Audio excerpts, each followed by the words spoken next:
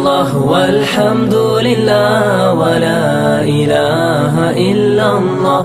الله الله الله أكبر الله الله الله أكبر لا إله إلا الله وحده لا شريك له تعظيما لشأنه وأشهد أن محمدا عبده ورسوله الداعي إلى رضوانه اللهم صل عليه وعلى آله وأصحابه وإخوانه أما بعد فإن أصدق الحديث كتاب الله وخير الهدى هدى محمد صلى الله عليه وسلم وشر الأمور محدثاتها فإن كل محدثة بدعة وكل بدعة ضلالة وكل ضلالة في النار. Para asatidzah dan para hadirin yang dirahmati dan dimuliakan oleh Allah Subhanahu wa taala, sungguh merupakan kebahagiaan bagi saya bisa datang bertemu dengan antum sekalian, bertatap muka, bersilaturahmi, terutama bertemu di kota yang sangat masyhur, kota Unaiza, kotanya para ulama, yang dari sinilah banyak muncul para ulama, di antaranya seperti Syekh Ibn Sa'di rahimahullah dan muridnya Syekh Muhammad bin Shalih Al-Utsaimin rahimahullah, yang telah memberikan sumbangsi yang sangat besar, ilmu yang sangat banyak kepada kaum muslimin. Oleh karenanya berbahagialah antum ya bisa hidup di kota Qasim ini yang banyak sekali ulama ya tinggal di negeri ini. Semoga antum sekalian bisa mengambil faedah dari mereka atau dari pengajian-pengajian yang diadakan di kota ini. Terlebih lagi saya dengar bahwasanya di Buraidah misalnya ada sekitar 5 jaliyat ya. 5 jaliyat ini luar biasa ya. Di Madinah saja kota yang besar seperti itu cuma satu, itu pun baru-baru saja dibuka.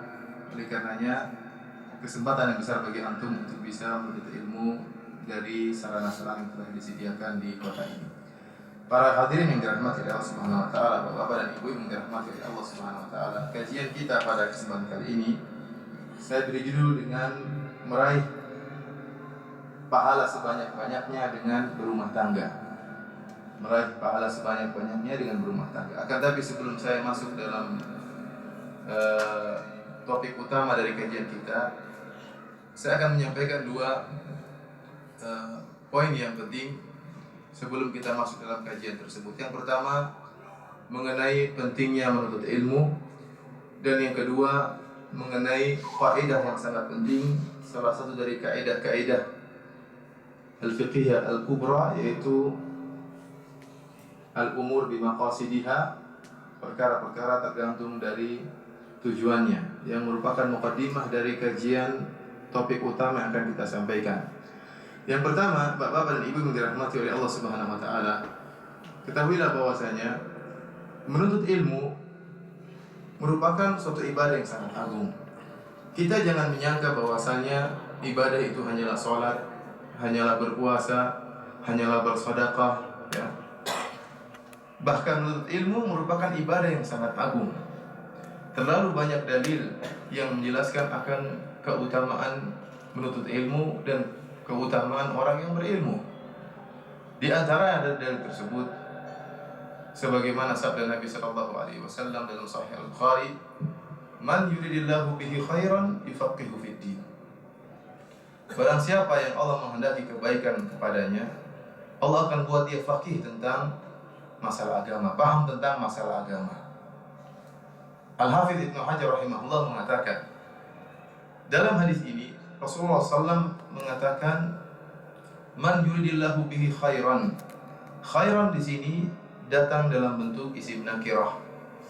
Kata Al-Hafidz Ibnu Hajar litafkhim, dalam rangka untuk mengagungkan kebaikan tersebut. Jadi kata Nabi SAW, barang siapa yang Allah kehendaki kebaikan padanya, tidak sembarang kebaikan, tetapi kebaikan yang agung yang Allah akan bukakan bagi orang yang menuntut ilmu. Bahkan sebagian ulama juga menyatakan bahwasanya khairan di sini nakirah, datang dalam bentuk siyaqus syart, dalam bentuk kalimat persyaratan, barang siapa. Dan dalam bahasa Arab, kalau ada kalimat nakirah yang tanwin khairan, Rasulullah SAW tidak mengatakan al-khair, tapi Rasulullah SAW mengatakan khairan, kebaikan.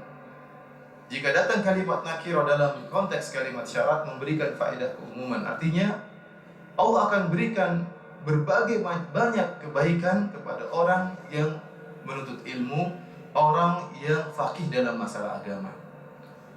Kebaikan-kebaikan tersebut baik kebaikan-kebaikan dunia, apalagi kebaikan-kebaikan di akhirat. Tidak sembarang kebaikan yang Allah berikan kepada orang yang berilmu. Allah berikan kebaikan kepada orang yang sholat, Allah berikan kebaikan kepada orang yang bersedekah, Allah berikan kebaikan kepada orang yang berpuasa. Akan tapi ya, kebaikan yang Allah berikan kepada penuntut ilmu bukan sembarang kebaikan, kebaikan yang agung sebagaimana dijelaskan oleh Hafidz Ibnu Hajar rahimahullah dalam Fathul Bari.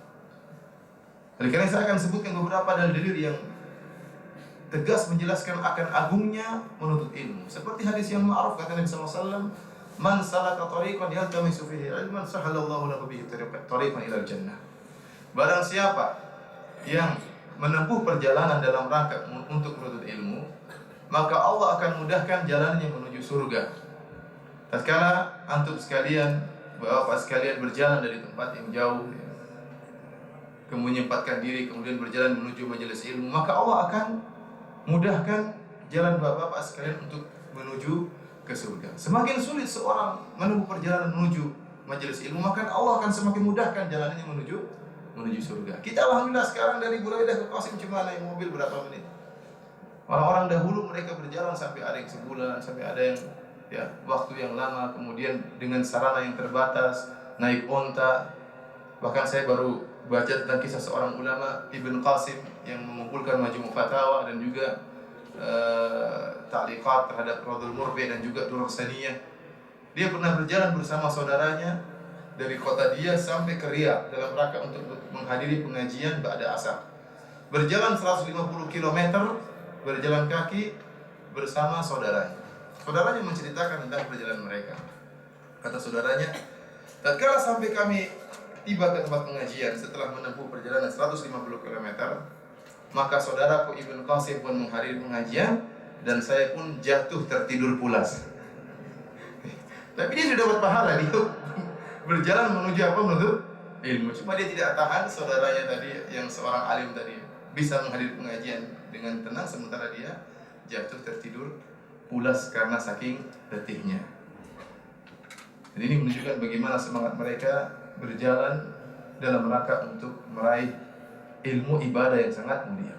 Di antara keutamaan ilmu seperti sabda Nabi sallallahu alaihi wasallam, "Fa innal 'alim yastaghfir lahu ma fis samawati ma fil ard hatta al-hitan fil bahr." Kata Nabi sallallahu alaihi wasallam, seorang yang berilmu, seluruh penduduk langit dan bumi akan mohonkan ampun untuk orang ini.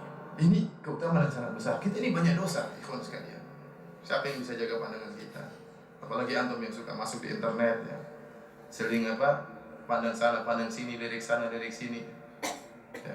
Kemudian mungkin dosa lisan kita terlalu banyak dosa. Di antara hal yang bisa mengurangi dosa kita nuntut ilmu. Yastaghfiru lahu ma fis samawati ma fil ardh hatta al-hitan fil bahr. Kata Nabi sallallahu alaihi wasallam, seluruh malaikat memohonkan ampunan bagi penuntut ilmu, sampai-sampai ikan di lautan pun mohon ampun bagi orang penuntut ilmu. Luar biasa. Jangan antum memandang remeh ibadah menuntut ilmu. Dia adalah ibadah sebagaimana antum sholat. Tatkala antum sholat, antum merasa sedang beribadah. Tatkala antum bersedekah, antum merasa sedang beribadah. Nuntut ilmu pun sedang beribadah kepada Allah Subhanahu wa taala, bahkan ibadah yang agung. Rasulullah SAW juga bersabda, ya, "Fadlul 'alim 'alal 'abid ka fadlil qamari 'ala sa'iril kawakib." Keutamaan seorang yang berilmu dibandingkan seorang ahli ibadah, rajin ibadah tapi enggak punya ilmu, sebagaimana keutamaan rembulan bulan purnama dibandingkan seluruh bintang-bintang yang ada. Rembulan cuma satu, tetapi rembulan itulah yang menyinari, memberi manfaat kepada penduduk bumi. Yang menerangi bumi rembulan, bukan bintang. Bintang jumlahnya jutaan atau ribuan, tidak menerangi penduduk bumi.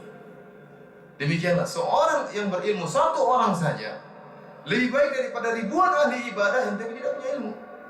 Dia rajin sholat, dia rajin bersedekah, rajin puasa, tapi untuk dirinya. Yang beri penerangan kepada masyarakat siapa? Yang menerangkan ini syirik, ini bid'ah, ini kebaikan, ini sunnah, ini tauhid. Siapa yang menerangkan? Orang yang berilmu. Yang tidak punya ilmu nggak bisa apa-apa.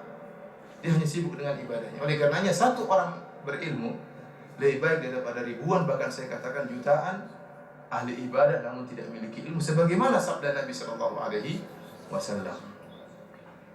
Bagaimana dia tidak mulia?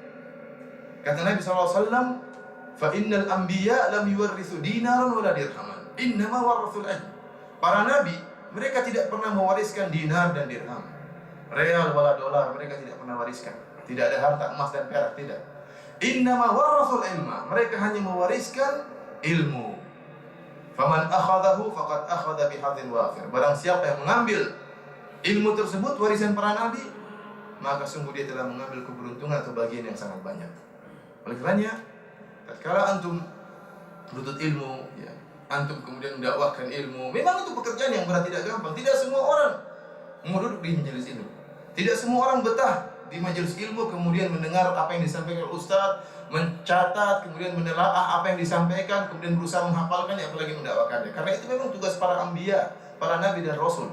Bukan pekerjaan yang ringan.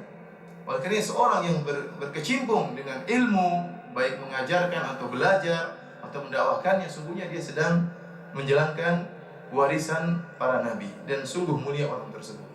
Ya. Oleh karenanya para sahabat, mereka mulia dengan apa? Mereka mulia dengan ilmu yang mereka dapatkan dari Nabi SAW, dengan ibadah yang mereka kerjakan dibangun di atas ilmu. Para sahabat berbagai macam model mereka. Ada yang berdagang, ada yang miskin, ada yang kaya, ya. Ada yang pengembala kambing, ada yang punya kebun, ada yang punya perdagangan banyak. Tapi bukan itu yang memuliakan mereka, bukan perdagangan mereka, bukan harta mereka, bukan kambing-kambing mereka, bukan. Yang memuliakan mereka adalah ilmu yang mereka dapatkan dan mereka amalkan. Apa yang mau kita banggakan seandainya kita kemudian misalnya antum belajar datang jauh-jauh ke Arab Saudi, ke negeri Qasim, kemudian ada yang sudah mengumpulkan 2 mobil, ada yang sudah mengumpulkan 3 mobil, ada yang sudah mengumpulkan 2 istri, ada yang sudah mengumpulkan 3 istri. Apa yang mau dibanggakan? Bukan itu dibanggakan. Tapi bagaimana takwa antum tatkala antum di sini? Ada yang sudah bikin 2 rumah di tanah air. Apakah itu yang bisa mengantarkan antum ke surga di akhirat? Kalau tidak. Tapi bagaimana antum istifadah dengan ilmu dan beribadah, dan tidak dilarang, silahkan mencari harta, silahkan. Selama harta tersebut merupakan sarana, ya, untuk bisa sampai kepada Allah Subhanahu wa Ta'ala. Oleh karena saya ulangi, sahabat Nabi SAW tidak mulia dengan dunia mereka, tidak. Allah tidak memuliakan mereka karena dunia mereka, tidak. Tapi Allah memuliakan mereka karena agama mereka. Para hadirin rahmati Allah Subhanahu wa Ta'ala, di antara keutamaan ilmu, ya, Allah Subhanahu wa Ta'ala membedakan antara hewan yang berilmu dengan hewan yang tidak berilmu dalam Al-Quran. Antara anjing berilmu dengan anjing yang bodoh. Allah Subhanahu wa Ta'ala berfirman dalam surat Al-Maidah, "Yas'alunaka madza uhilla lahum. Qul uhilla lakum thayyibat wa ma 'allamtum minal jawarihi mukallibina tu'allimunahunna mimma 'allamakumullah. Fakulu mimma amsakna 'alaikum wadhkuru ismallahi 'alaihi. Wattaqullaha innallaha sari'ul hisab." Mereka bertanya kepada engkau wahai Muhammad tentang apa yang dihalalkan kepada mereka. Katakanlah bahwasanya, ya, Allah Subhanahu wa Ta'ala bahkan menghalalkan, ya, hasil buruan hewan-hewan buas yang kalian ajarkan. Jadi kalau ada anjing yang dilatih sehingga berilmu, kemudian dilepaskan, kita bilang bismillah, kemudian anjing tersebut menangkap hewan buruan, maka hewan buruan tersebut hukumnya halal. Adapun anjing kalau tidak diajari, tidak berilmu, kemudian dia menangkap hewan buruan, maka hasil buruan anjing goblok tadi tidak halal. Hukumnya apa? Haram.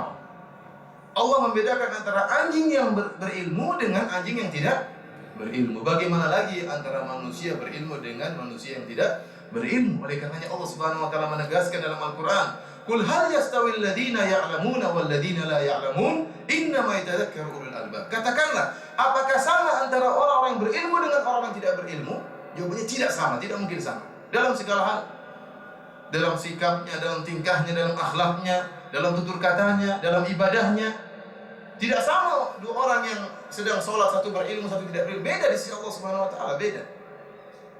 Bagaimana seorang yang sholat yang paham tentang makna bacaan, yang paham tentang tafsirannya, tidak sama dengan orang yang sekedar baca, menghafal tanpa dia pahami maknanya. Tidak akan sama di sisi Allah Subhanahu wa Ta'ala.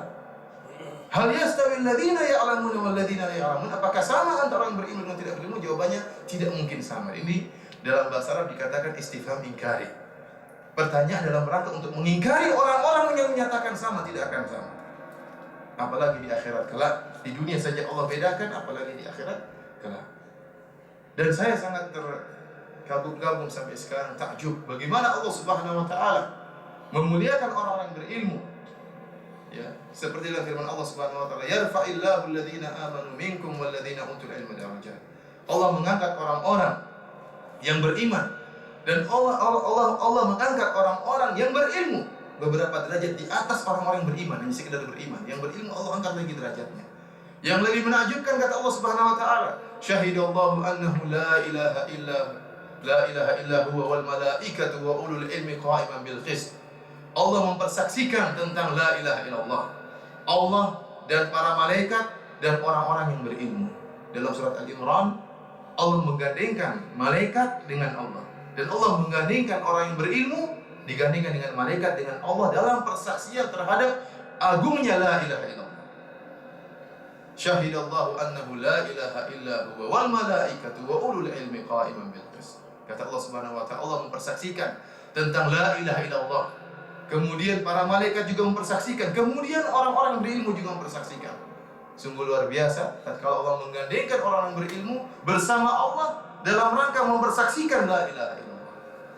Ini semua menunjukkan akan keutamaan menuntut ilmu. Oleh karenanya, para hadirin bapak-bapak yang dirahmati Allah Subhanahu wa taala, saya tahu setiap kita punya kesibukan ya. Setiap kita punya kesibukan, setiap kita punya tugas untuk mencari nafkah. Tetapi kenapa kita punya waktu banyak diluangkan untuk pekerjaan yang sia-sia? Kalau mungkin buka internet bisa lama waktunya, ngobrol ya, bisa berjam-jam ya. Tapi tatkala menghadiri pengajian, kenapa kayaknya berat sekali? Padahal inilah yang akan tersisa, yang akan kita bawa di akhirat kelak.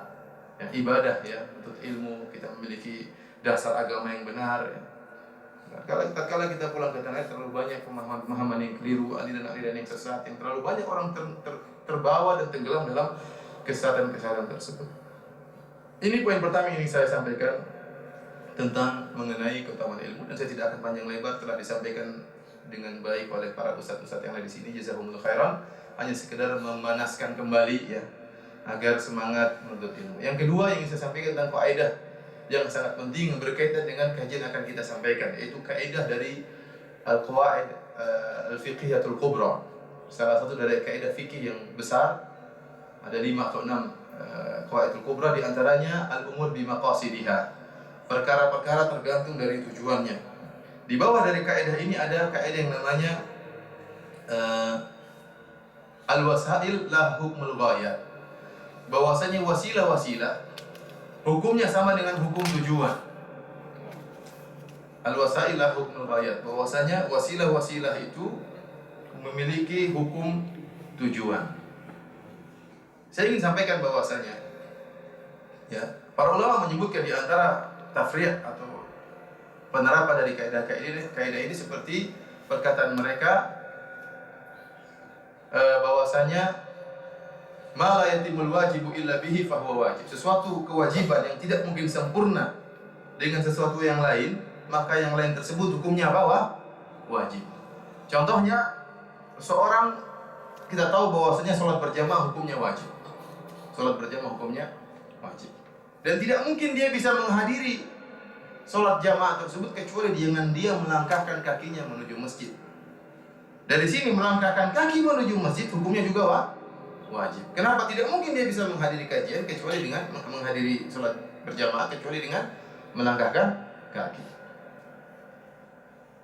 Contohnya lagi, memberi nafkah kepada istri hukumnya apa?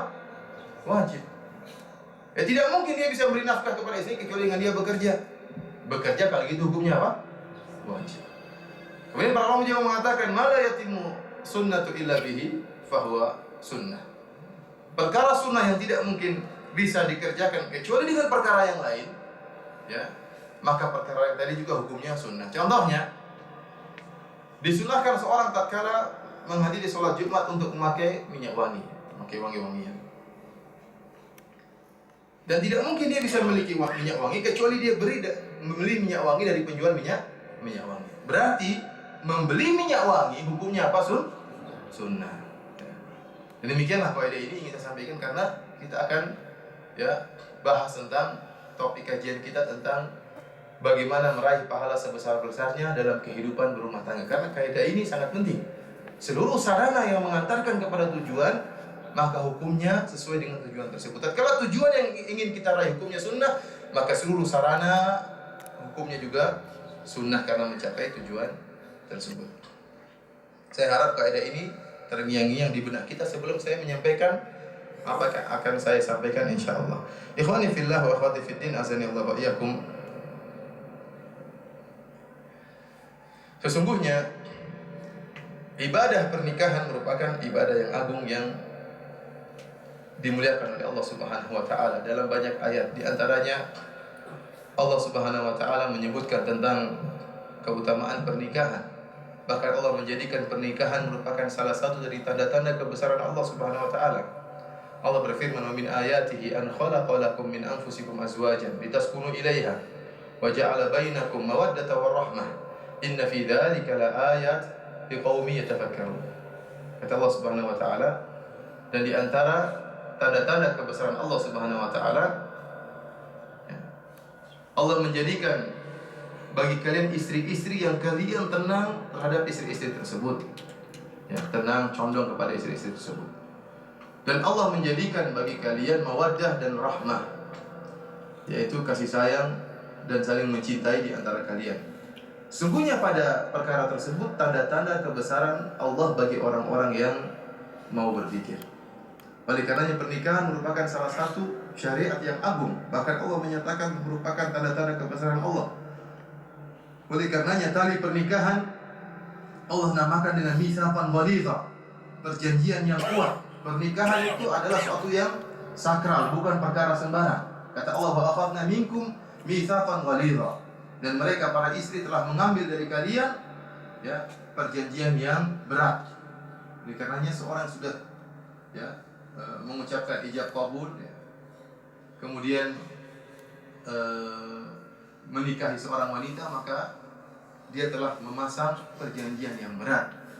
Ya, yang dikatakan oleh Allah dengan perjanjian yang berat, maka tidak boleh sembarang diputuskan. Tidak boleh sembarang diputuskan, tidak boleh jadi permainan. Karena ini merupakan suatu yang sakral dan bahkan merupakan tanda-tanda kebesaran Allah Subhanahu wa taala. Di antara keutamaan pernikahan, Allah Subhanahu wa taala menjadikan para nabi-nabi Allah adalah rasul-rasul yang menikah. Allah Subhanahu wa taala berfirman, "Wa qad arsalna rusulan min qablika wa ja'alna lahum azwajan wa dzurriyyah." Dan sungguh tak kami telah mengutus para rasul sebelum engkau wahai Rasulullah, wahai Muhammad, dan kami jadikan bagi mereka azwajan wa dzurriyyah, istri-istri dan anak keturunan. Jadi para rasul juga menikah dan para rasul juga punya anak-anak. Ini secara umum seperti itu. Kecuali sebagian nabi yang diriwayatkan ya tidak sempat menikah. Ya Allah alam, seperti Nabi Isa alaihissalam ya, yang akhirnya dicari-cari oleh orang Romawi untuk dibunuh oleh orang Yahudi. Ya Allah alam beliau punya istri atau tidak, beliau punya anak atau tidak, ya tidak diriwayatkan kepada kita beliau punya istri dan punya anak. Akan tapi nabi-nabi yang lain semuanya memiliki istri dan memiliki anak-anak. Kemudian di antara keutamaan pernikahan, agar antum tahu bahwasanya pernikahan merupakan ibadah yang sakral, lihat bagaimana Nabi Musa alaihissalam dalam surat Al-Qasas. Nabi Musa alaihissalam rela bekerja 8 tahun atau 10 tahun menjadi penggembala kambing atau membajak sawah dalam rangka untuk membayar mahar pernikahan. Jadi apa? Kerja jadi apa tadi? Jadi supir masih keren. Ini gembala kambing. Dalam rangka apa? Dalam rangka untuk memenuhi mahar pernikahan. Dan dia seorang nabi, bukan ustaz seperti kita ini yang nggak karu-karuan. Ini seorang nabi alaihissalam, kalimullah, orang yang diajak berbicara langsung oleh Allah Subhanahu wa taala. Tatkala mertuanya menawarkan untuk menikahkan salah seorang putrinya kepada Nabi Musa, "Inni uridu an unkihaka ihda ibnatayya hataini ala an ta'jurani thamani hijaj. Fa in atmamta ashran fa min 'indik. Wa ma uridu an ashqa 'alaik. Satajiduni insyaallah minas salihin." Kata calon mertuanya, "Wahai Musa, saya ingin menikahkan engkau dengan salah seorang dari 2 putriku ini. Dengan syarat kamu kerja bersama saya 8 tahun. Kalau kamu mau 10 tahun tidak jadi masalah. Namun saya tidak ingin memberatkan engkau, dan kau akan dapati saya seorang yang saleh. Dan Musa setuju. Bayangkan, untuk menikahi salah seorang wanita, dia harus kerja 8 tahun untuk 10 tahun. Ini bukan pekerjaan yang ringan dan juga bukan waktu yang sebentar, waktu yang panjang. Kalau bukan karena agungnya pernikahan, kalau bukan karena sakralnya tali pernikahan, tidak mungkin Nabi Musa alaihissalam rela kerja berapa tahun? 8 tahun. Antum aja 1 tahun suruh bayar mahar aja pusing ya. Apalagi 8 tahun. Menikahnya di sana banyak ibadah-ibadah yang mungkin dikerjakan oleh pasangan suami istri yang tidak mungkin dikerjakan oleh orang-orang tidak punya istri. Yang tidak menikah tidak mungkin meraih pahala tersebut. Di antaranya seperti suatu hadis yang diriwayatkan oleh Tirmidzi, Abu Daud, Nasa'i dan Ibnu Majah, Ashabus Sunan. Rasulullah SAW bersabda, "Man ghassala yaumal jum'ati waqtasala wa bakkara wa ibtakara." Barang siapa yang pada hari Jumat di pagi hari ghassala menjadikan istrinya junub, artinya berhubungan dengan istrinya. Waqtasala, kemudian dia pun akhirnya juga harus wajib mandi. Wa bakkara wa ibtakara, kemudian dia bersegera pagi-pagi hari berjalan menuju masjid. Wa yamshi wa lam yarkab, berjalan kaki tidak mengendarai kendaraan, ya. Thumma dana minal imam, kemudian dia mendekati sang imam. Wastama'a, kemudian dia mendengarkan, walam yalghu, dan tidak bermain-main, tidak mengerjakan pekerjaan yang sia-sia tatkala mendengarkan khutbah yang disampaikan oleh sang imam. Kana lahu bikulli khutwah, maka setiap langkah yang dia langkahkan pada hari tersebut ajru sanatin, dia akan mendapatkan pahala setahun. Ajru amalu sanatin ajru siyamiha wa qiyamiha, dia akan mendapatkan amalan setahun, pahala salat malamnya dan pahala puasanya. Dengan apa? Cuma berhubungan. Ini syarat ini, kalau tidak berhubungan tidak. Kata Rasulullah SAW, man ghassala, barang siapa, ini pakai tasydid dalam bahasa Arab. Man ghassala artinya menjadikan istrinya wajib untuk mandi. Bagaimana caranya? Dengan menjadikan istrinya junub. Istrinya junub dan dia juga apa? Junub. Kemudian dia pagi-pagi melangkahkan kaki menuju masjid. Bayangkan setiap langkah yang dia langkahkan dapatkan pahala puasa selama setahun dan sholat malam selama setahun. Ini ibadah yang luar biasa atau tidak? Luar biasa. Tapi banyakan antum tidak bisa mengerjakannya sekarang. Jadi kalau pulang diqadha, boleh diqadha waktu pulang. Nah, ini pahala yang hanya bisa dilakukan oleh orang-orang yang menikah. Oleh karena ikhwan, kita ini menjalani pernikahan waktu yang panjang.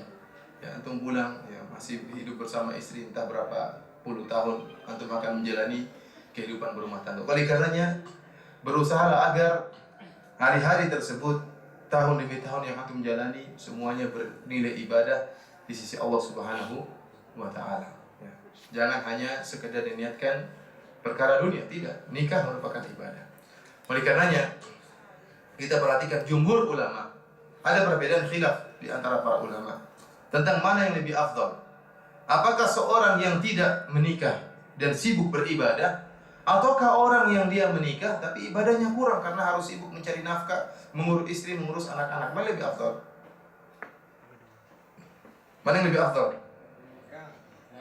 Yang menikah sibuk mengurus istri, sibuk dengan anak-anak, ibadahnya ada tapi kurang, ataukah orang yang tidak menikah karena sibuk beribadah? Mana yang lebih afdal antara keduanya? Sepakat? Ada khilaf di antara para ulama. Antum dapat ternyata mazhab Syafi'i, mazhab kita di Indonesia menyatakan bahwasanya yang lebih afdal adalah seorang yang tidak menikah kemudian sibuk beribadah. Tetapi pendapat Imam Syafi'i rahimahullah ini dibantah oleh jumhur ulama yang lain, mazhab Hambali, mazhab Maliki dan yang lainnya. Kenapa? Karena terlalu banyak dalil menunjukkan akan keutamaan menikah, lebih utama daripada orang yang tidak menikah meskipun sibuk beribadah. Oleh karenanya, tatkala datang salah seorang sahabat menemui Nabi SAW, menemui istri Nabi SAW dan bertanya tentang bagaimana ibadah Nabi di rumah, Maka istri Nabi tersebut mengabarkan tentang bagaimana ibadah Nabi di rumah. Ka'annahum taqalluha. Maka di antara mereka menganggap ibadah Nabi ya tidak terlalu banyak. Kita harus lebih banyak. Kenapa? Nabi sudah diampuni dosa-dosanya. Nabi pasti masuk surga. Kita ini dosanya banyak. Oleh karenanya ibadah kita harus lebih banyak daripada ibadahnya Nabi. Di antara mereka ada yang mengatakan, wa a'tazilun nisa. Saya akan meninggalkan para wanita, tidak mau menikah saya. Kenapa? Untuk bisa banyak beribadah. Di antara mereka ada yang mengatakan, ya, usolli wala anam. Saya akan sholat malam terus dan tidak tidur.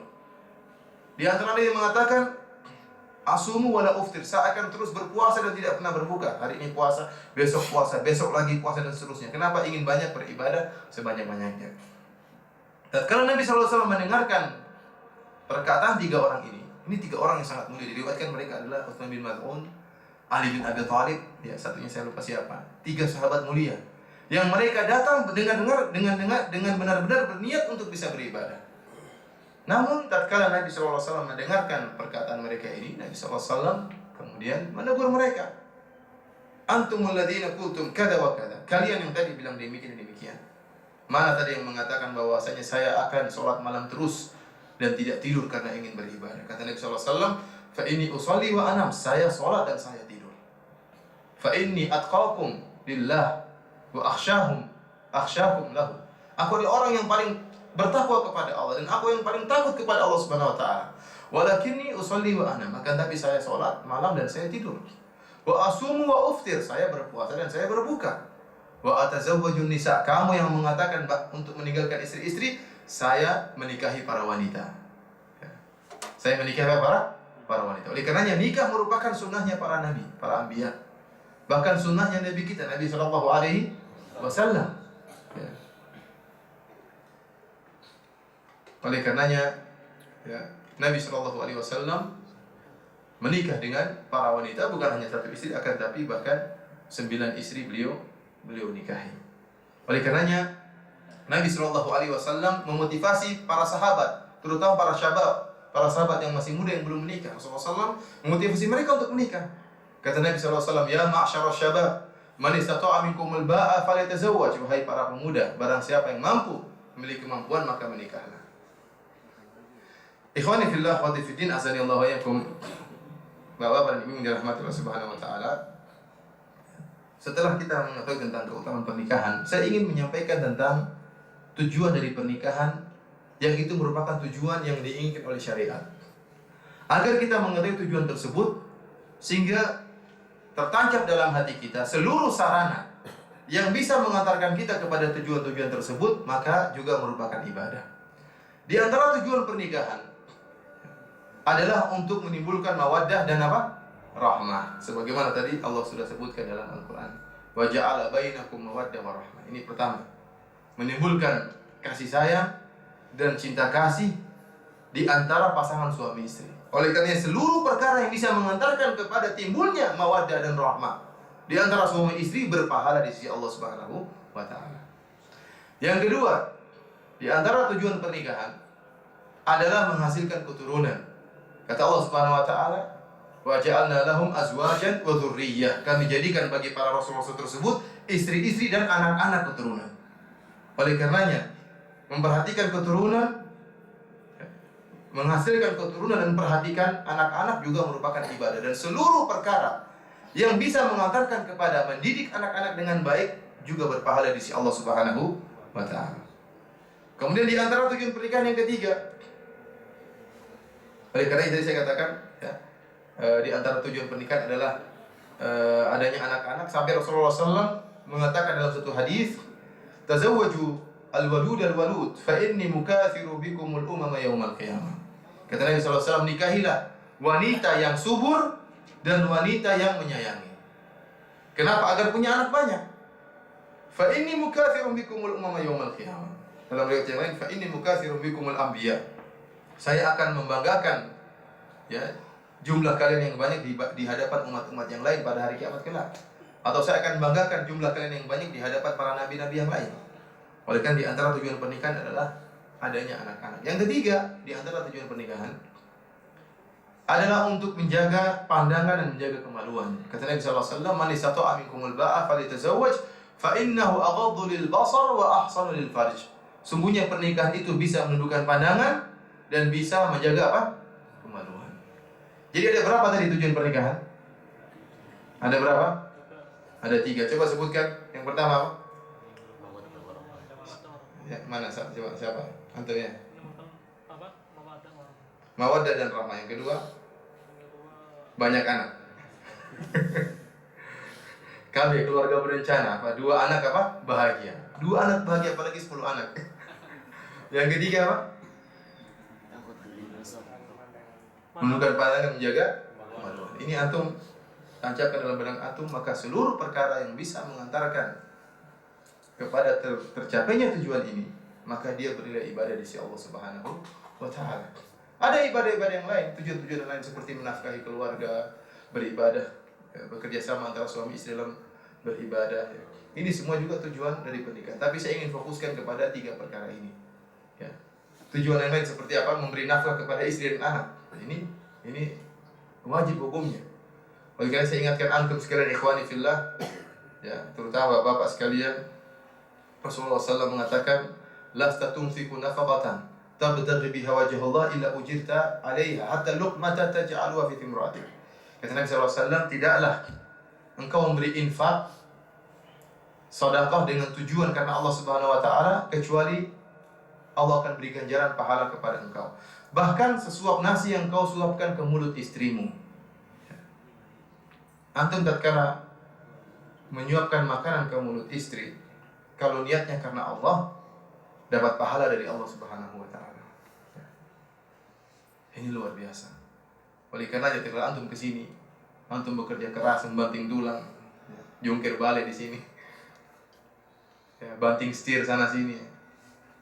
Kalau antum niatnya karena Allah Subhanahu wa taala, maka setiap keringat yang menetes dari antum bernilai pahala di sisi Allah Subhanahu wa taala. Cuma syaratnya apa? Pasang apa? Pasang niat, itu bedanya. Kalau tidak pasang niat, tidak dapat pahala. Hanya sekedar kegiatan duniawi. Ya, kegiatan duniawi yang sebagaimana orang-orang yang lain.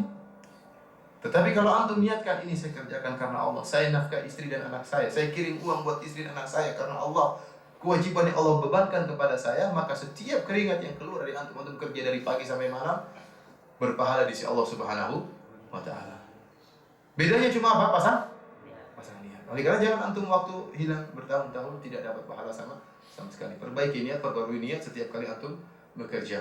Menghadirkan bahwasanya semua ini antum kerjakan semata-mata tugas yang diwajibkan oleh Allah kepada antum sekalian. Namun bahasan kita terfokus pada 3 perkara. Yang pertama, bahwasanya di antara tujuan pernikahan adalah menimbulkan mawaddah dan rahmah, kasih sayang dan saling mencintai. Oleh karena ikhwani fillah azanillahu wa iyyakum, bagaimana cara antum menimbulkan rasa cinta di antara pasangan suami istri?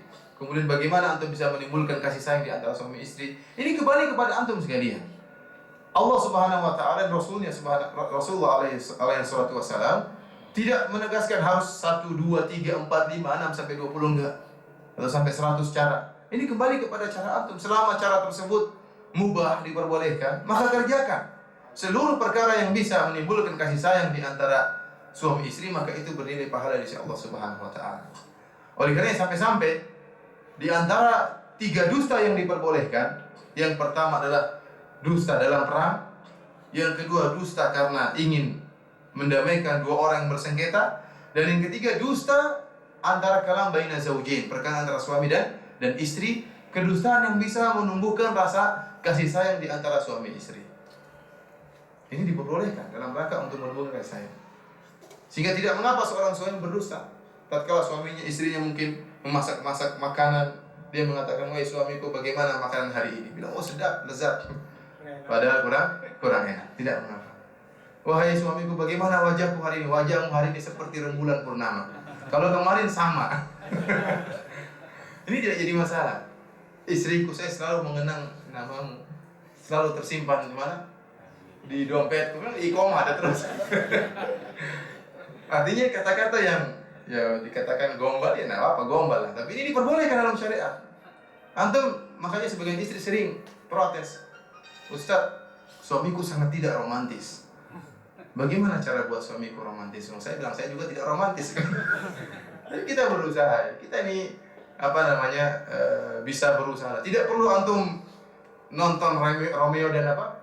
Juliet ya. Karena sebagian orang sebelum nikah saya akan jadi Romeo, kami akan jadi Juliet. Tapi sesudah menikah jadi apa namanya? Tom and Jerry ya. Percuma seperti itu. Jadi antum bisa dengan cara antum tahu bagaimana perasaan wanita menyenangkan hatinya ya.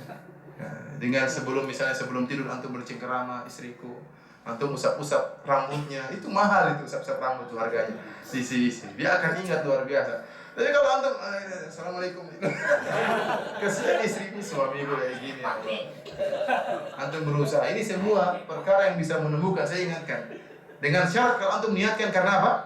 Allah berpahala. Antum kira antum ngobrol dengan istri tidak berpahala.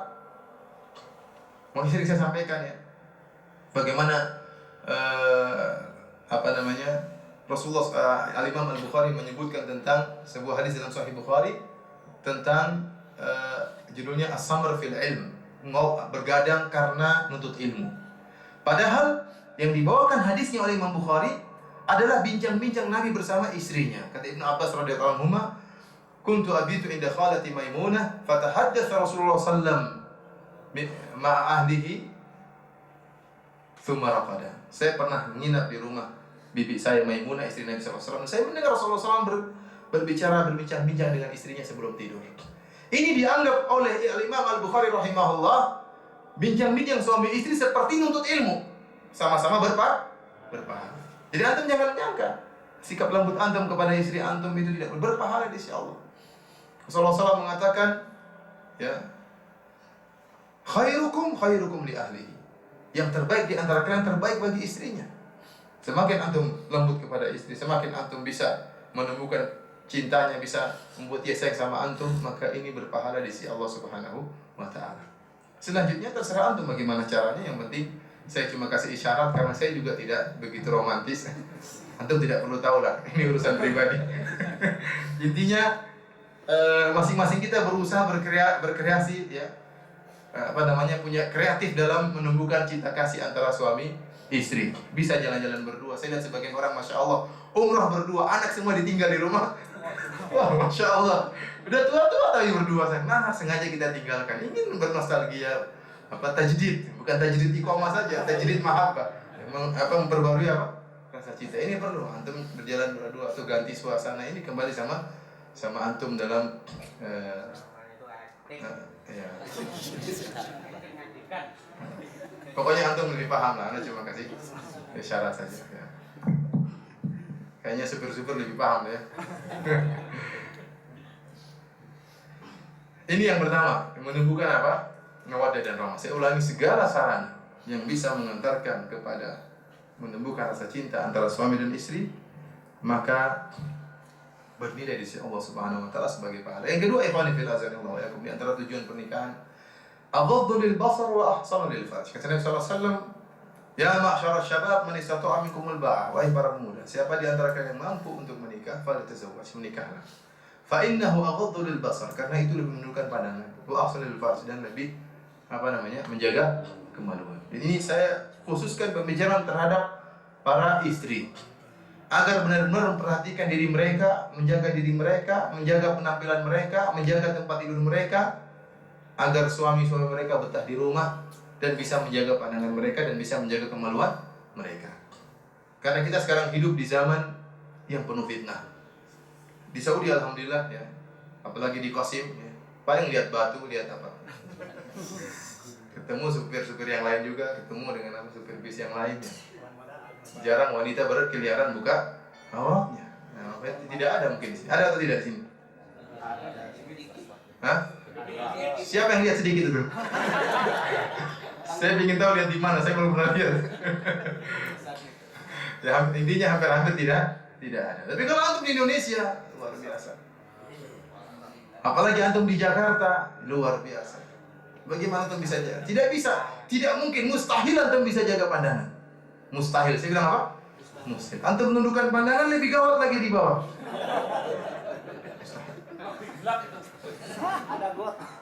Subhanallah, mengerikan. Tapi subhanallah, ente di Jakarta, antum di Jakarta, ternyata masih lebih ringan. Saya kemarin sempat diundang isi pengajian ke Singapura, saya ke sana lebih gila lagi. Begitu saya kembali ke Jakarta, tenang hati ini. Padahal sebelumnya gelisah. Tapi begitu kembali ke Jakarta, subhanallah, ternyata Indonesia masih sopan. Jauh lebih sopan daripada orang-orang kafir di Singapura. Buka-bukaan semuanya. Oleh karenanya, dan ini saya rasa ibu-ibu juga tahu. Belum lagi ada suami-suami yang hobinya nonton, misalnya nonton sinetron ya. Cantik sekali tuh pemain sinetronnya.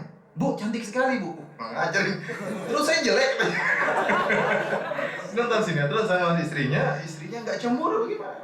Ayo Bi nonton sinetron, nonton istri cantik, wanita cantik buka auratnya, nonton sama istrinya. Makanya saya sempat kemarin ada seorang teman yang minta ditemani tatkala umrah. Saya temani, saya tidak tahu ternyata itu teman-teman saya. Ternyata yang saya temani umrah ini tatkala saya ajak ke Uhud ya, ada sekeluarga. Ternyata seorang yang terkenal di Indonesia. Saya tidak ingin sebutkan namanya. Intinya terkenal di Indonesia.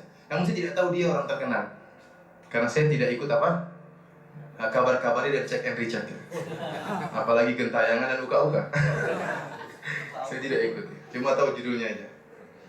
Saya tatkala di Gunung Uhud, tahu-tahu ada orang pada minta foto sama laki-laki itu. Ini siapa? Ini terkenal foto. Yang lucunya ada suami istri.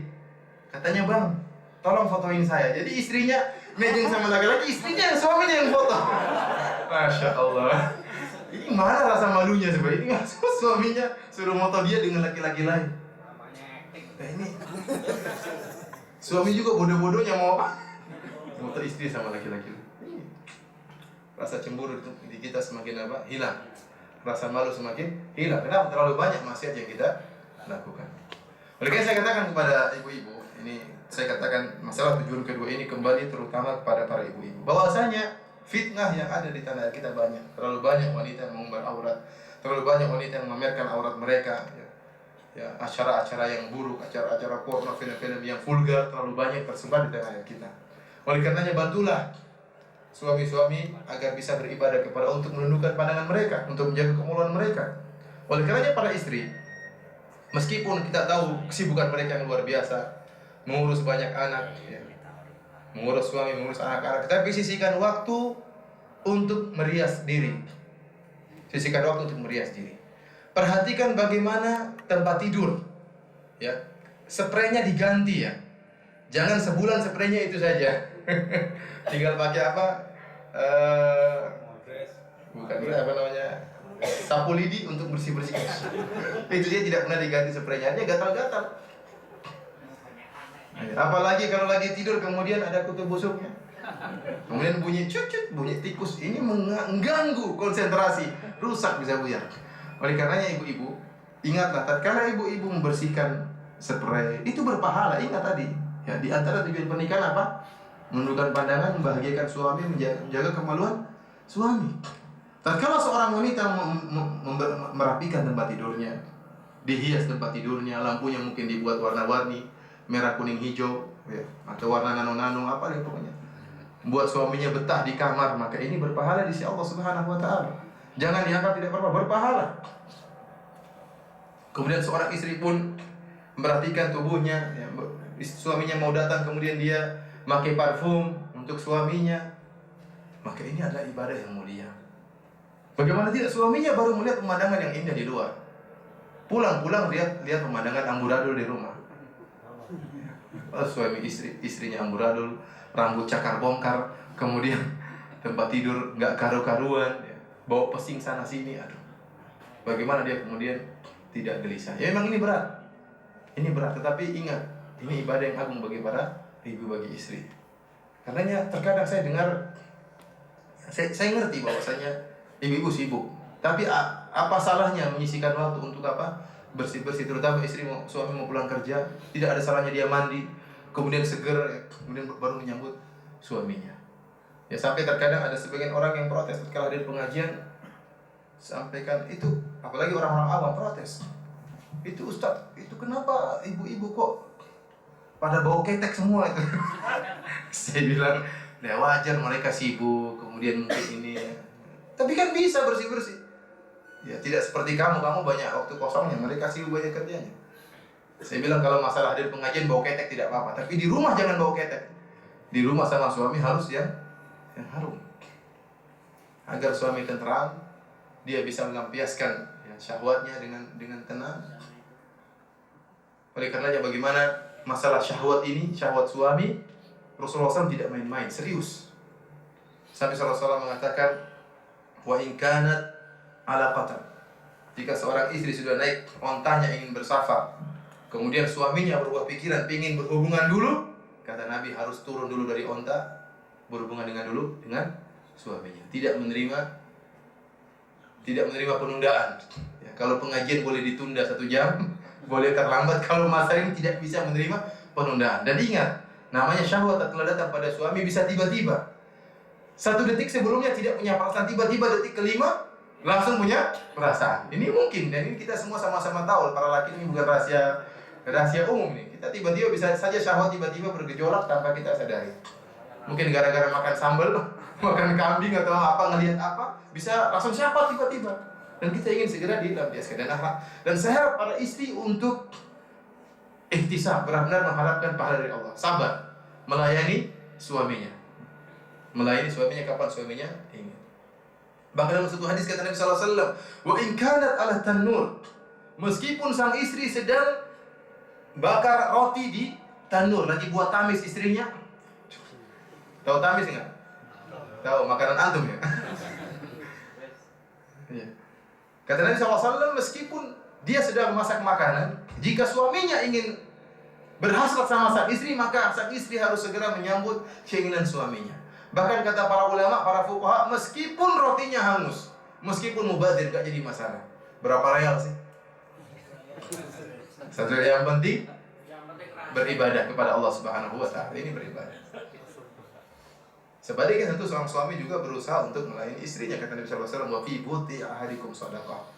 Tatkala seorang lelaki berhubungan istrinya, dia bersedekah terhadap istrinya. Oleh karenanya, ini menunjukkan bahwasanya syariat tidak main dalam masalah ini. Masalah menundukkan pandangan dan menjaga apa? Kemaluan. Jika sang suami lagi berhasrat, segera dilayani oleh sang istri. Bahkan dalam satu hadis ada ancaman.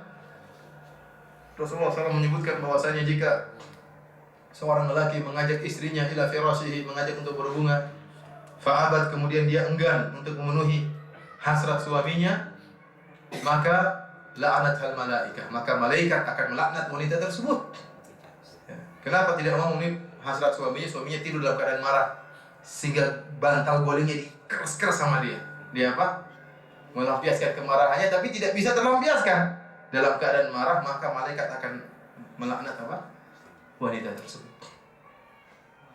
Bahkan dalam hadis yang dalam riwayat yang lain, illa kana alladhi fis sama' sakhitan 'alaiha. Bahkan yang ada di langit yaitu Allah Subhanahu wa taala akan murka kepada wanita ini.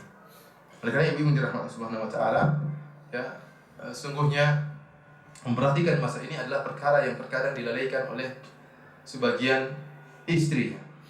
Oleh karenanya terkadang begitu tidak indah tatkala kita memiliki seorang istri yang dia mungkin hafal Quran, mungkin dia hafal hadis, mungkin rajin sholat, tapi masalah penampilan tidak dia perhatikan. Kita ingin bahwasanya baca Quran juga ibadah, sholat malam juga ibadah, puasa sunnah juga ibadah, tapi menghias dirinya juga merupakan apa? Ibadah. Oleh karenanya para ulama mengatakan wanita tidak boleh puasa sunnah kecuali dengan izin apa? Suaminya. Kembali kepada masalah ini, masalah menjaga pandangan dan menjaga apa? Kemaluan. Ini perkara yang ibadah yang agung bagi para wanita, melayani apa? Suami. Ya. Oleh karena saya ingatkan kepada ibu, berulang-ulang saya ingatkan, perhatikan penampilan ya. Kalau ketemu suami ya, bangun tidur berusaha kalau bangun tidur tidak mencium suami kecuali setelah sikat gigi. Ya, karena kalau tidak sikat gigi mengganggu pemandangan. Aroma bisa merubah. Oleh karenanya berusaha membersihkan diri kemudian baru menyambut suami. Yang ketiga, kita masih ada waktu 7 menit. Ikhwani fillah azani Allah ayakum dan ibu rahmat subhanahu wa taala. Di antara tujuan pernikahan yang ketiga apa tadi? Sudah tadi. Keturunan. Memperoleh apa? Keturunan yang saleh. Ini juga sangat penting. Sungguhnya sampai-sampai Nabi SAW pernah berkata kepada seorang sahabat, "Anta wa maluka li abik." Kamu dan hartamu milik bapakmu. Dirimu ini milik apa? Jangankan hartamu, dirimu juga milik bapakmu. Ya. Ini menjadikan apa? Bahwasanya anak kita ini, inilah suatu yang sangat bernilai yang kita miliki. Kalau dia soleh, maka luar biasa kita ini nanti di akhirat. Oleh karena Nabi SAW mengatakan, "Idza mata ibnu Adam, inqata amaluhu illa min thalath." Jika seorang sudah meninggal dunia, anak Adam meninggal dunia, maka terputus amalannya kecuali 3 perkara. Pertama apa? Shadaqatun jariyah, sedekah jariyah. Yang kedua, ilmun yuntafa'u bihi, ilmu yang bermanfaat. Yang ketiga, waladun salihun yad'u lahu, anak soleh yang mendoakannya. Anak soleh yang mendoakannya. Padahal kita tahu, siapa saja yang mendoakan kita bermanfaat. Tidak mesti anak kita mendoakan kita. Teman kita, orang tidak kenal sama kita, kalau doakan kita juga bermanfaat. Tetapi kenapa Nabi SAW mengkhususkan penyebutan anak soleh? Kata Nabi, anak soleh yang mendoakannya. Kenapa? Karena tidak ada doa yang benar-benar tulus dan terus-menerus diucapkan kecuali dari anak yang soleh. Antum mungkin mendoakan kakak antum pun sekali-sekali. Saya tanya sama antum jujur, pernah mendoakan kakak antum? Pernah. Tapi berapa kali? Jarang-jarang. Hampir tidak pernah. Doanya, ya Allah bagaimana mudahkan saya poligami, mudahkan saya poligami, terus doanya. Doakan kakak jarang-jarang, doakan adik jarang-jarang, doakan tante jarang-jarang. Yang sering doakan apa? Bapak dan ibu. Benar-benar anak soleh ya. Istri yang paling sering mendoakan kita ada 3 orang. Orang tua kita, istri kita, dan anak kita. Ini yang sering mendoakan kita terus-menerus. Orang tua selalu mendoakan kita, tapi biasanya orang tua lebih dahulu meninggalkan kita. Istri juga sering mendoakan kita. Tetapi kalau kita meninggal, kemudian istri kawin lagi, ya sudah, mungkin dia lupa doain kita.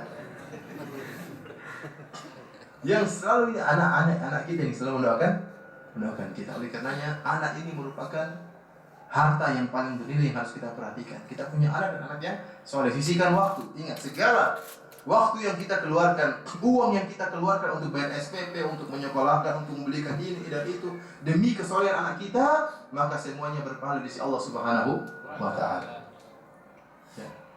Ini secara ringkas saja saya ingin katakan bahwasanya untuk menjadikan anak kita soleh ada beberapa cara. Yang pertama adalah berdoa. Jangan lupa berdoa. Antum jangan sekalikan doa. Salat malam berdoa, ya Allah jadikan anakku anak yang soleh. Ya Allah jadikan anakku mudah menghafal Al-Quran. Ya Allah jadikan anakku anak yang berbakti kepada Allah. Bicara dengan detail kepada Allah Subhanahu wa Ta'ala. Tidak jadi masalah. Antum ingin sampaikan curah, karena dengan detail seperti itu antum lebih lebih khusyuk dalam berdoa. Ya Allah mudahkan anakku ini, Allah mudahkan, ya Allah mudahkan anakku seperti ini. Oleh karenanya Allah Subhanahu wa Ta'ala memuji orang-orang yang mendoakan anaknya.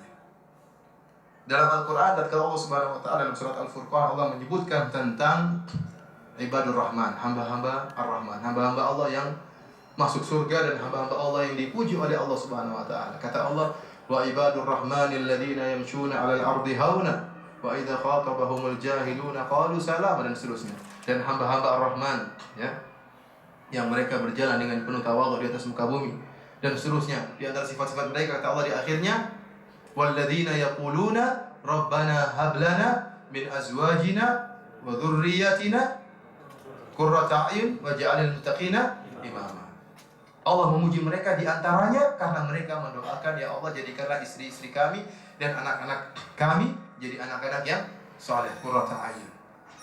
Oleh karena seorang yang mendoakan, berdoa untuk anak-anaknya, dipuji oleh Allah Subhanahu wa Ta'ala. Dan itulah para anbiya, para nabi, mereka berdoa. Bagaimana Nabi Ibrahim, Rabbi ja'alni muqimas sholati wa min dzurriyyati, ya Allah jadikanlah aku penegak salat dan juga anak keturunanku. Bahkan Nabi Zakaria, Rabbi habli min ladunka dzurriyyatan thayyibah, ya Allah anugerahkanlah kepadaku keturunan yang saleh.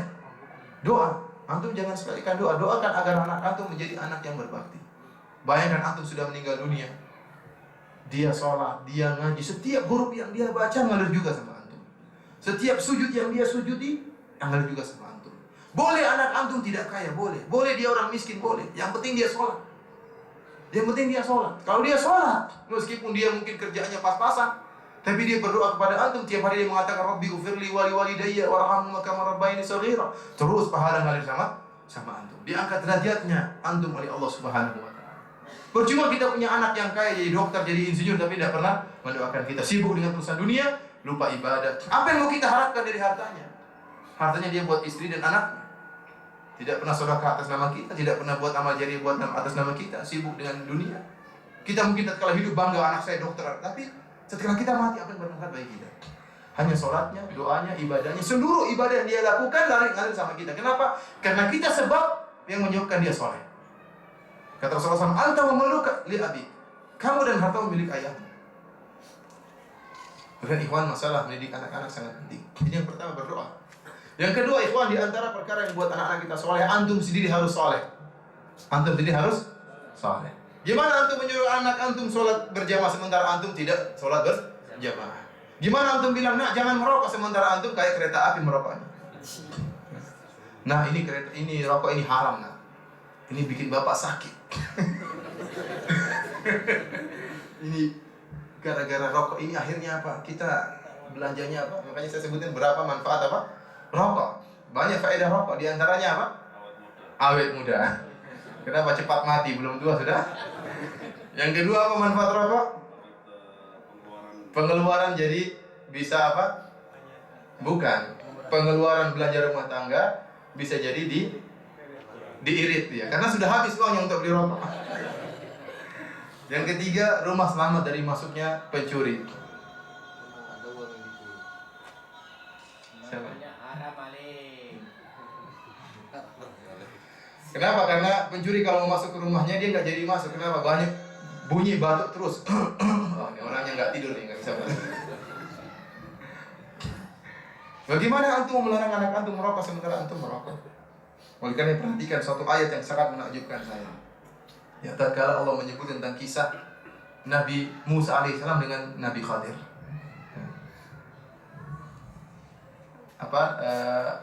Ataya ala ahli qaryatin istata'ama ahlaha fa'abaw an yudayyifuhuma fawajada fiha jidaran yuridu an yanqadha fa'aqama qala law syi'ta lattakhadhta 'alaiha ajran. Kata tatkala Nabi Musa dan Nabi Khadir pergi ke suatu kampung, kemudian mereka minta agar penghuni kampung tadi menjamu mereka, tapi mereka tidak mau menjamu Nabi Khadir dan Nabi Musa.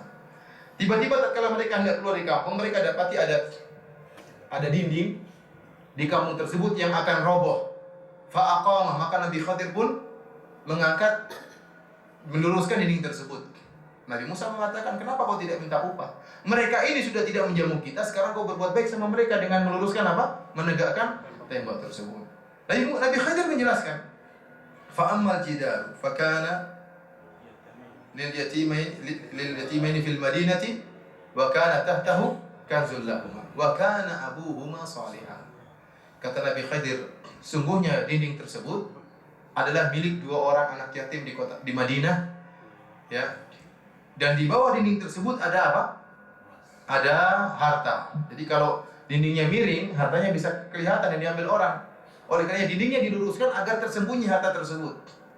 Agar nanti kalau mereka sudah dewasa, baru mereka mengambil harta tersebut. Apa kata Nabi Khadir? Kana abuhuma salihah. Ayah dari kedua orang anak yatim ini ayah yang saleh. Fa'arada rabbuka ayyablugha ashuddahuma wa yastakhrija kanzahuma rahmatan min rabbik. Maka Allah menghendaki, karena ayahnya saleh, Allah menghendaki agar mereka ini menjadi dewasa, baru mereka mengambil harta tersebut sebagai rahmat dari Allah Subhanahu wa taala. Para ahli tafsir mengatakan, ayah yang dimaksud oleh Nabi Khadir, ayah kedua anak yatim ini adalah kakek ketujuh. Kakek keberapa? Ketujuh. Bayangkan, orang ini saleh, Allah tidak cuma jaga keturunan pertama, sampai keturunan yang ketujuh pun Allah jaga. Oleh karena ikhwan, kalau antum saleh, Allah akan jaga anak antum. Antum tatkala jauh-jauh di sini di Qasim, antum jaga pandangan antum jaga lisan antum, tidak sembarang telepon TKW. Mas, tolong saya dong, Mas. Ini sering terjadi begitu. Mas, tolong saya, Mas. Tolong apa? Saya ingin kabur. Tidak boleh, bilang ini haram. Sampai ada TKW yang ngancam nih, Mas, kalau Mas tidak tolong saya, ini Bang Gali yang tolong saya. Itu terserah Bang Gali, Mas, ini urusan kamu. Dan subhanallah, saya sering ketemu ini. Saya pengakuan syukur-syukur, hati-hati para syukur-syukur. Bukan cuma syukur, semuanya juga hati-hati. Terkadang TKW kabur dikerjain dulu sama sebagian orang. Ini waliyadzubillah, sudah pergi bahkan di kota Madinah, di tanah suci, ya, berzina di tanah suci. Waliyadzubillah. Dan saya sering dipanggil ke pengadilan, terlalu banyak kasus Indonesia perzinahan. Indonesia itu bukan perampok, pembunuh, enggak. Tapi apa? Suka bermesra-mesraan. Ini jadi masalah. Sering kasus yang terjadi itu. Oleh karena saya ingatkan, antum jauh-jauh ke sini, istri antum berdoa, ya Allah, semoga suami saya soleh, berikan rezeki kepada suamiku, ya Allah, jagalah dirinya. Antum di sini Allah, antum poligami, maka macam-macam. Istri diperhatikan. Kasihan, istri antum nangis yang sebenarnya untuk antum malah ngaco di sini, selingkuh dengan TKW dan yang lainnya. Oleh karenanya antum ikhwan, antum kalau antum soleh, anak antum akan dijaga. Siapa yang bisa jamin jaga anak antum? Di Indonesia begitu banyak fitnah. Anak antum salah gaul sedikit rusak. Tapi kalau antum soleh, insya Allah akan jaga anak antum. Antum syaratnya antum soleh. Kalau antum amburadul, repot ya. Ini diantara yang ketiga tentunya cara mendidik, dan tidak cukup waktu kita untuk membahas masalah cara mendidik anak-anak. Insya Allah pada kajian yang lain akan disampaikan oleh ustaz-ustaz yang lainnya. Sampai di sini saja apa yang bisa Anda sampaikan. Semoga Allah Subhanahu Wa Taala sebagaimana Allah mengumpulkan kita di sini, semoga Allah mengumpulkan kita juga di surganya kelak dengan penuh rahmat dan maghfirah dari Allah Subhanahu Wa Taala. Selanjutnya kalau ada yang bertanya, Anda persilakan. Silakan. Tentang hak seorang orang tua, apakah sama dengan hak mertua? Keduanya mungkin yang lainnya. Ini pertanyaan yang sering ditanyakan kepada saya. Apakah hak orang tua kita sama dengan hak mertua kita? Jawabannya tidak boleh sama. Jawabannya apa? Tidak boleh. Bagaimana antum samakan ibunya istri kita dengan ibu yang mengandung kita selama 9 bulan, repot, muntah-muntah, kemudian merawat kita sampai kita besar, kemudian kita samakan ibu kita dengan wanita yang tidak pernah merawat kita sama sekali. Oleh karena salah orang yang menyamakan ibunya dengan ibu mertuanya. Tidak boleh disamakan. Haram disamakan, tidak boleh disamakan. Namun kita ini berusaha mengajari istri kita untuk berbakti kepada ibunya, mengajari istri kita untuk berbakti kepada ayahnya. Tapi kalau istri kita nuntut kamu kok memberikan uang kepada ibumu, sama ibu saya nggak diberikan, nggak boleh sama kita bilang. Kewajiban saya adalah apa? Menafkahi kamu dan anak-anakmu. Adapun menafkahi orang tuamu itu hanyalah kalau saya pingin, kalau enggak juga nggak jadi masalah. Tapi tetap kita berikan, namanya seorang suami yang baik bukan hanya kita berikan kepada ibu kita, ibu istri kita juga kita berikan, kita perhatikan. Namun tidak boleh disamakan. Tidak boleh disamakan. Jangan kalau kita hajikan ibu dan istri kita, ibu dan ayah kita, istri kita nuntut, kamu juga harus menghajikan ayah dan ibu saya ya. Nah, bisa seperti ini. Ya kalau antum punya kelebihan harta silakan, tapi kalau wajib menyamakan ini tidak diperbolehkan. Bagaimana sakit hati seorang ibu tatkala dia tahu dia disamakan dengan ibu mertua. Bahkan sebagian suami membela mertuanya daripada ibunya. Gara-gara membela apa? Istrinya. Oleh karena istri jangan saya mengajar suami berdurhaka kepada ibu dan bapaknya.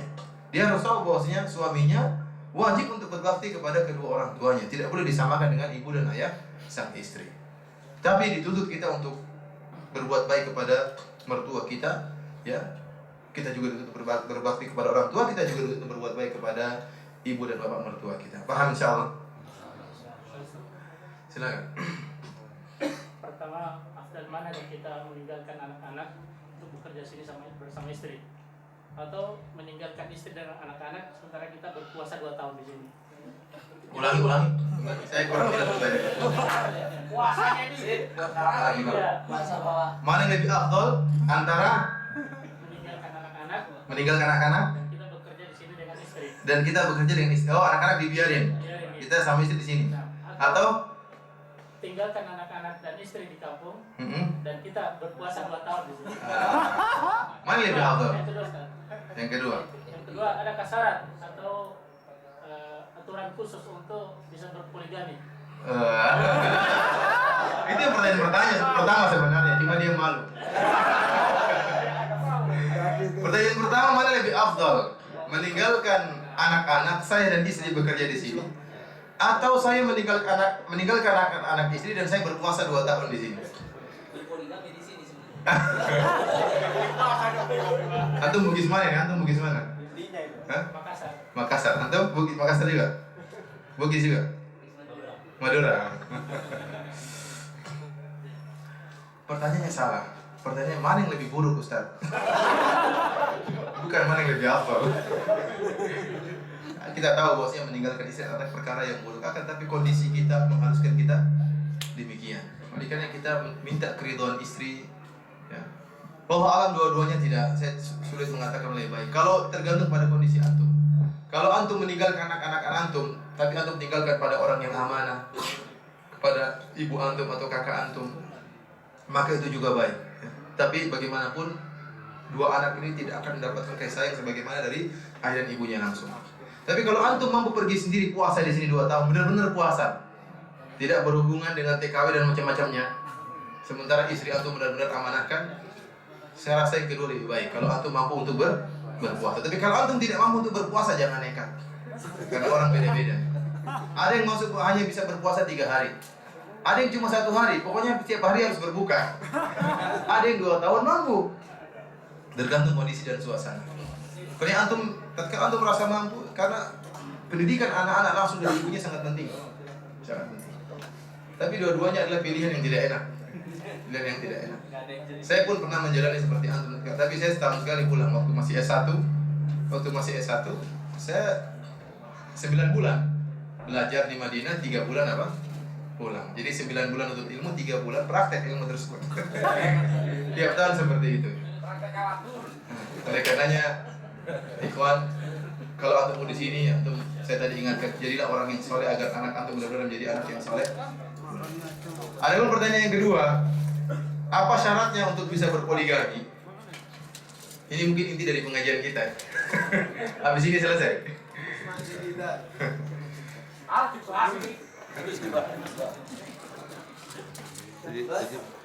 Saya rasa ini butuh kajian khusus ya. Insya Allah nanti ustaz-ustaz yang lain, ada ustaz yang lebih berhak menyampaikan masalah ini, yang sudah mempraktekkan. Kalau kita masih belum, atau kata anunya lebih masih takut. Insya Allah ini butuh penjelasan. Saya punya pengajian khusus tentang masalah ini. Di Jeddah saya pernah sampaikan pengajian sekitar 2 jam khusus tentang poligami. Antum carilah CD-nya ya, tentang apa, pembelaan terhadap poligami. Saya tidak ingin ulang lagi di sini. Ya, jadi antum silakan cari, antum lihat bagaimana pandangan Islam tentang poligami, syarat-syaratnya bagaimana. Insya Allah sudah saya sampaikan. Saya sampaikan di pengajian Jeddah di tempat Ustaz Syafiq Bawazir ya. Kalau antum bisa dapat nuskohnya, antum kopikan, bagi bagikan kepada antum nonton sama istri antum, nonton berdua. Ada lagi yang bertanya? Gambarannya ada. Hah? Gambarannya, kisi-kisinya, inti-intinya. Rasulullah SAW mengatakan dalam hadis yang kita sebutkan, ya ma'syarasy syabab man istata'a minkumul ba'ah. Wahai para pemuda, siapa di antara kalian yang mampu memiliki kemampuan. Kemampuan ini kembali kepada 2, kemampuan dalam berjima dan kemampuan dalam hal ekonomi.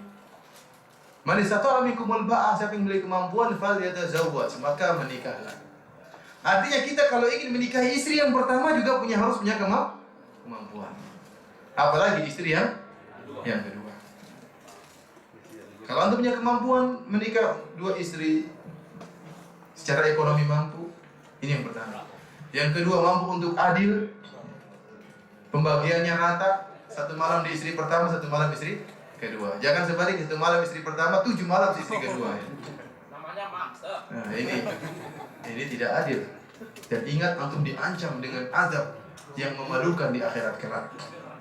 Rasulullah SAW menyatakan, "Man kanat lahum ra'atani, famala ila ihdahuma, jaa yaumal qiyamati wa shiqquhuma."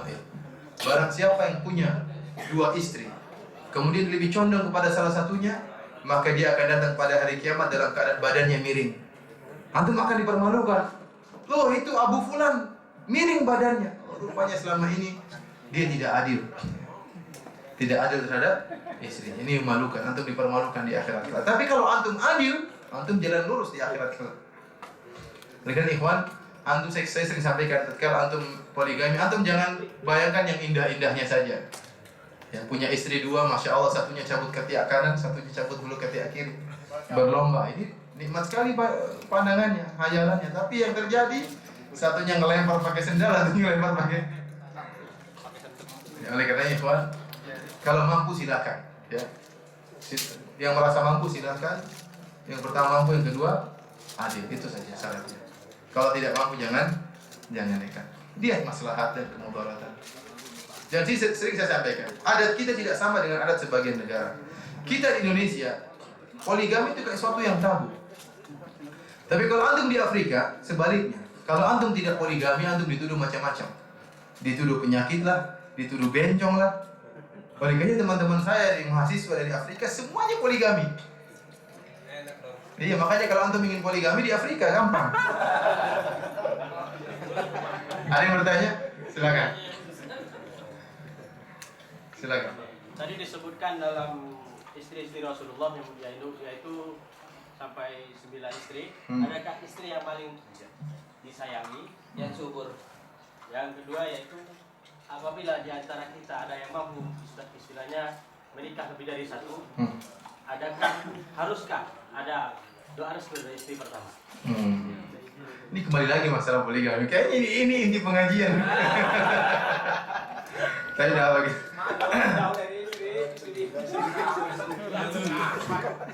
Adakah istri yang paling dicintai oleh Nabi? Ma'ruf, yang terkenal istri yang paling dicintai Nabi adalah Aisyah. Nabi SAW adil dalam segala perkara, dalam membagi hadiah, memberikan hadiah, dalam jatah nginap, ya. Bahkan para ulama bahkan dalam berhubungan Rasulullah adil.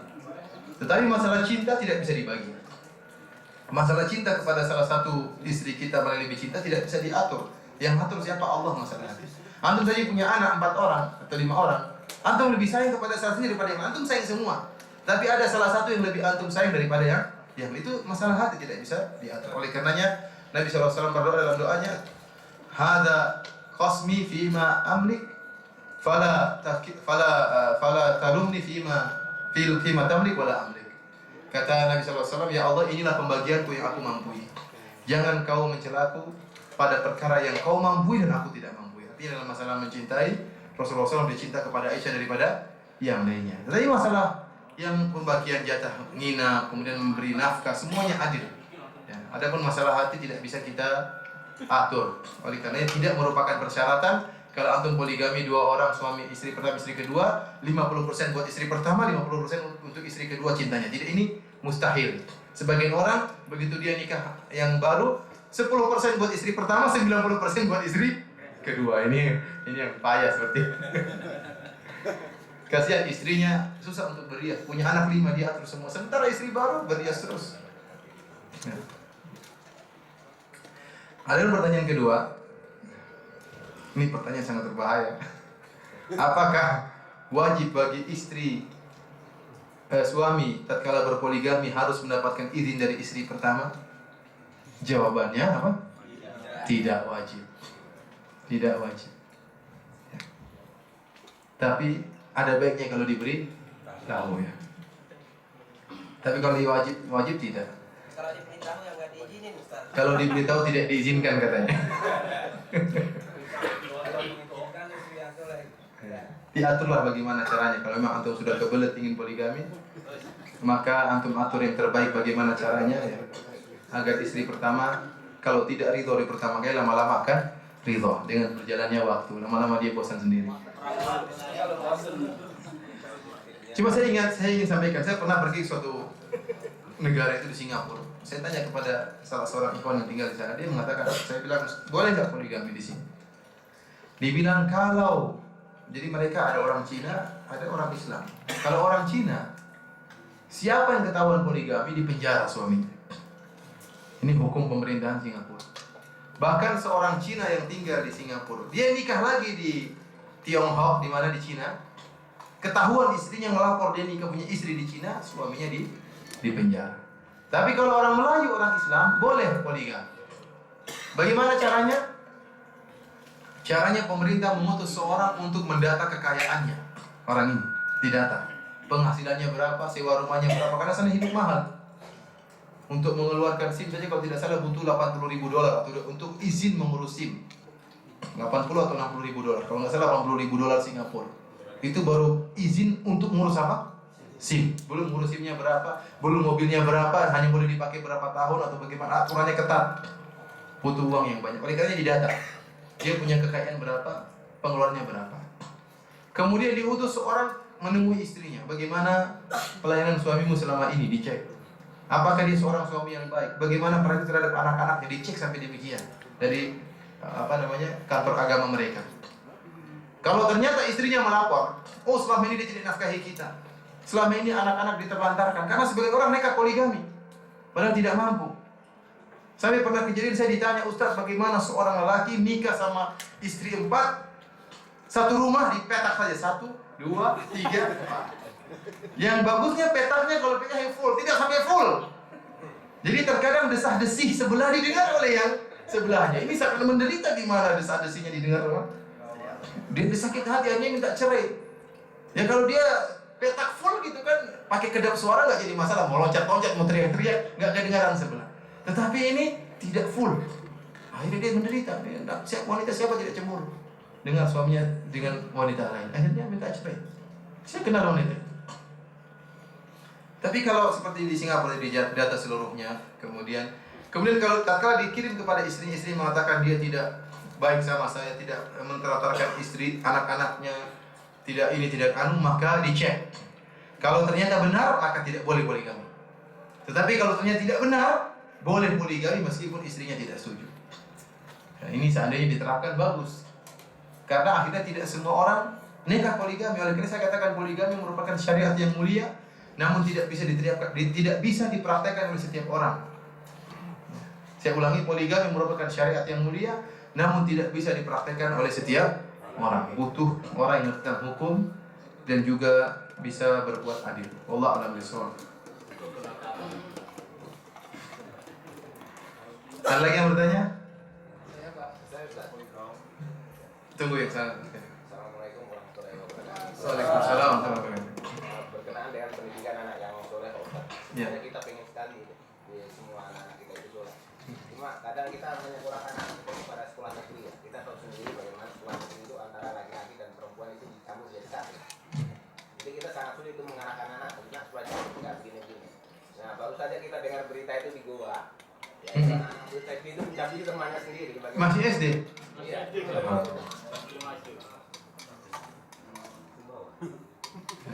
Di Indonesia ya?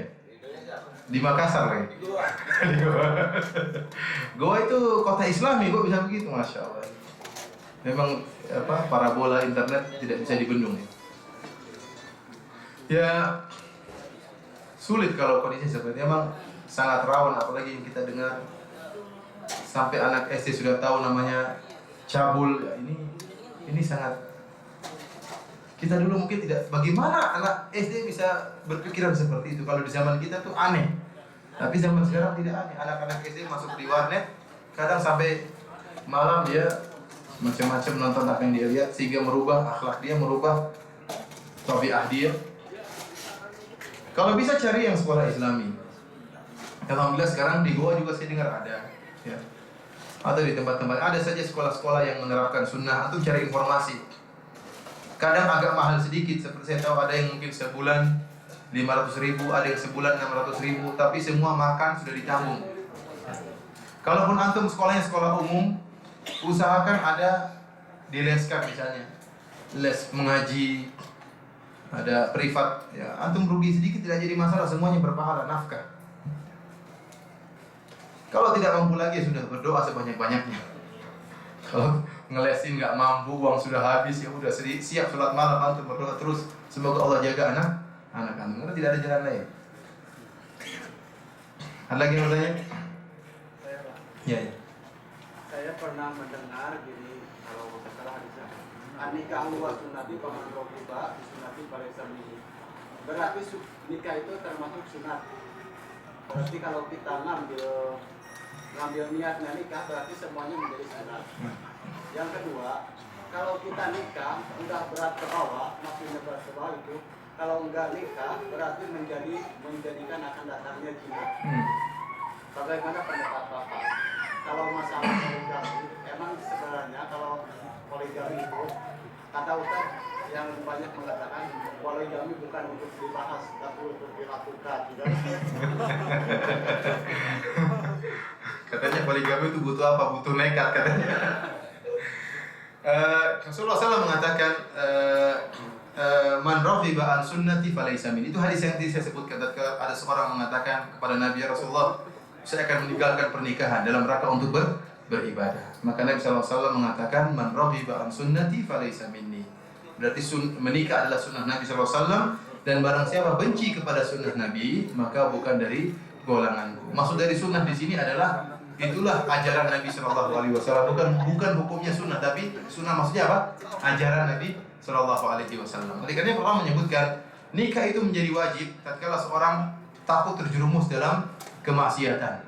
Dia takut berzina, Ya, dia takut misalnya setiap hari kemudian melakukan masturbasi atau onani, ya. Akhirnya dia harus menikah karena dia ingin, namanya manusia diciptakan punya hawa nafsu yang harus disalurkan. Allah memberikan jalan keluar yang halal, itu dengan apa? Pernikahan. Jika dia takut terjerumus dalam kemaksiatan, maka nikah itu hukumnya wajib. Ya, nikah itu hukumnya wajib. Kalau seorang ternyata dengan istri pertamanya masih tidak mampu, dia masih terus bergejolak syahwatnya, kita bilang kembali dulu kepada dia. Jangan-jangan dia ya tidak puas dengan istrinya gara-gara melakukan keharaman. Mungkin nonton yang tidak-tidak, mungkin berhubungan dengan perempuan yang macam-macam. Ya. Oleh karenanya ikhwan, ya, di antara hukuman Allah Subhanahu Wa Taala kepada seorang yang melakukan keharaman, Allah akan mencabut rasa lezat dari perkara halal yang dia miliki. Ya. Sehingga istrinya yang sebenarnya cantik, dia lihatnya biasa. Ada perempuan yang lain padahal lebih jelek, lebih hitam, tapi dia lebih tertarik. Padahal istrinya lebih cantik, lebih putih, lebih baik. Tapi demikianlah terkadang karena dia melakukan keharaman, Allah hilangkan rasa kelezatan tersebut sehingga dia mencari-cari hal yang lain. Orang yang tidak menjaga pandangannya, dia banyak melihat wanita-wanita. Akhirnya apa? Istrinya tidak lezat. Ya, tidak bisa dia puas dengan istri. Kenapa? Terlalu banyak dia melihat macam-macam. Ya, artinya seorang tatkala timbul syahwat yang bergejolak, ya, kalau karena dia bermaksiat, maka dia bertobat kepada Allah Subhanahu wa Ta'ala. Tapi kalau jika dia tidak bermaksiat, tetap berusaha menjaga diri, tetap menjaga pandangan, tapi tetap saja dia ingin menjalankan sunnah, ya, maka tidak jadi masalah. Dan saya katakan, berpoligami tidak disyaratkan, kebelah tidak disyaratkan. Orang bisa saja berpoligami dengan niat untuk menolak istri wanita yang lain atau ingin menjalankan sunnah Nabi SAW. Yang penting tatkala dia berpoligami, dia memenuhi kriteria yang diharuskan, yang tadi mampu, kemudian apa? Adil. Gitu saja.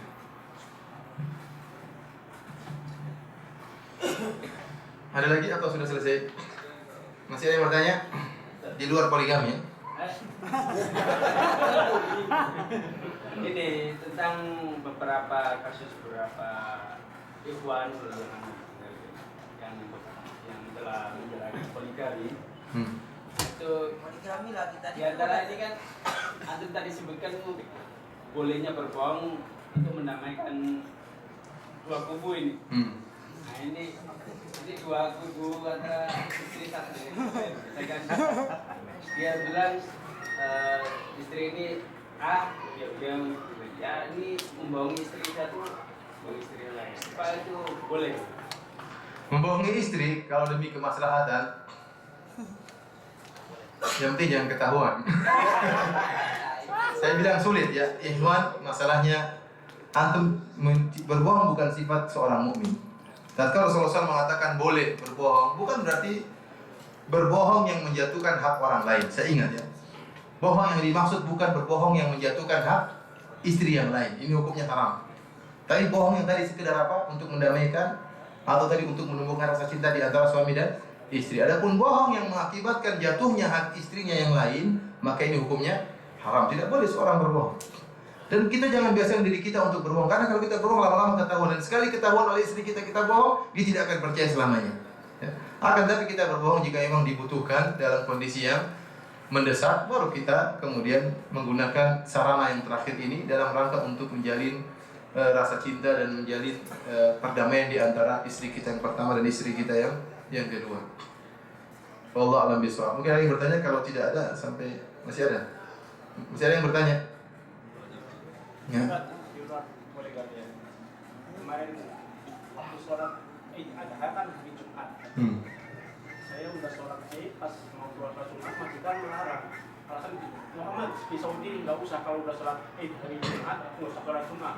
Maaf, saya tahu dasarnya dari mana itu. Ya, memang disebut dalam bahwasanya jika terkumpulkan dua Id, jadi misalnya sholat Idul Fitri atau Idul Adha pada waktu hari Jumat, maka ada khilaf di antara para ulama, apakah wajib menghadiri sholat Jumat atau tidak. Intinya ya pendapat yang lebih kuat tidak wajib ya.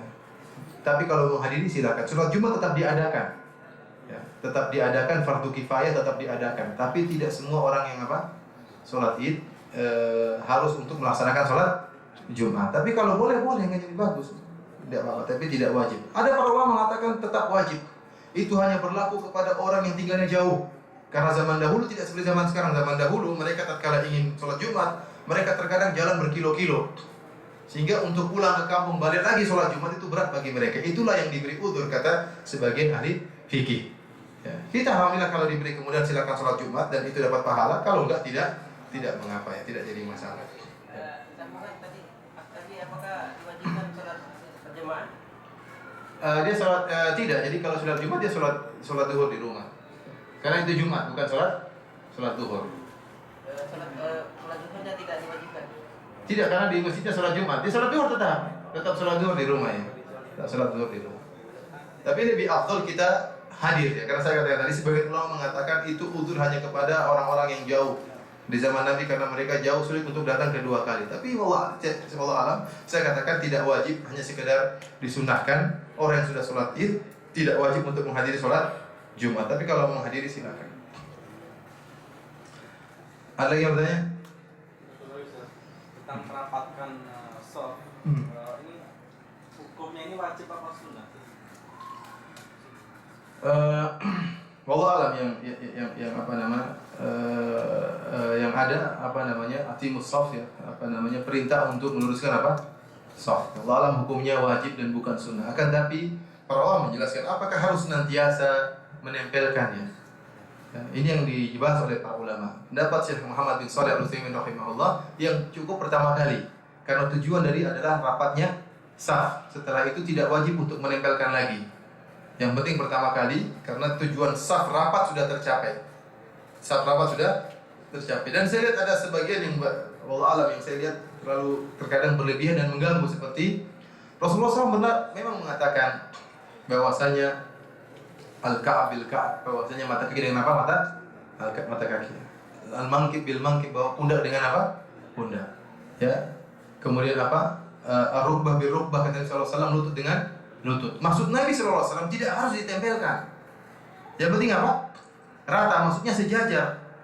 Sebagian orang memaksa untuk menempelkan apa? Mata kaki dengan mata kaki. Terkadang akhirnya kakinya gini miring begini supaya bisa nempel. Sekarang kita bilang, coba untuk praktekkan lutut ditempel dengan lutut. Bagaimana caranya? Nggak bisa. Makin dengan lutut nggak bisa. Paling di bawah sini baru bisa lutut. Jadi intinya bukan maksudnya menempelkan, tapi maksudnya meratakan. Jika kaki sudah nempel, sudah selesai. Tidak mesti mata kakinya ditempelkan. Yang penting kan untuk menempel rata, jadi mata kaki sejajar. Karena patokan mata kaki. Kalau mata kaki sudah sejajar berarti sejajar, bukan ujung depan bagian kaki. Jadi kita berusaha di awal sholat kita tempelkan. Selanjutnya kita berusaha tetap begitu. Kalau ada yang menarik kakinya sudah nggak jadi masalah.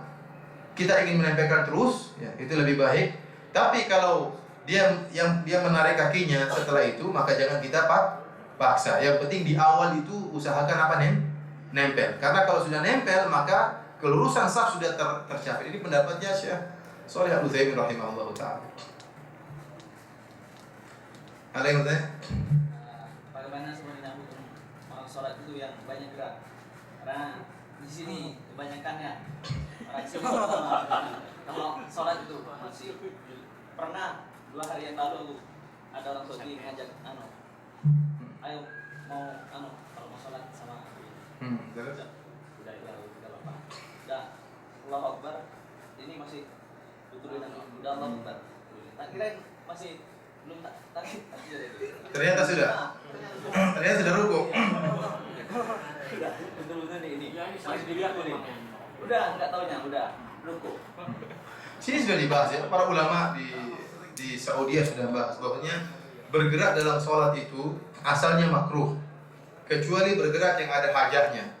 Seperti Nabi SAW pernah bergerak membuka apa? Pintu. Nabi SAW pernah bergerak sambil menggendong apa Umamah kemudian meletakkannya.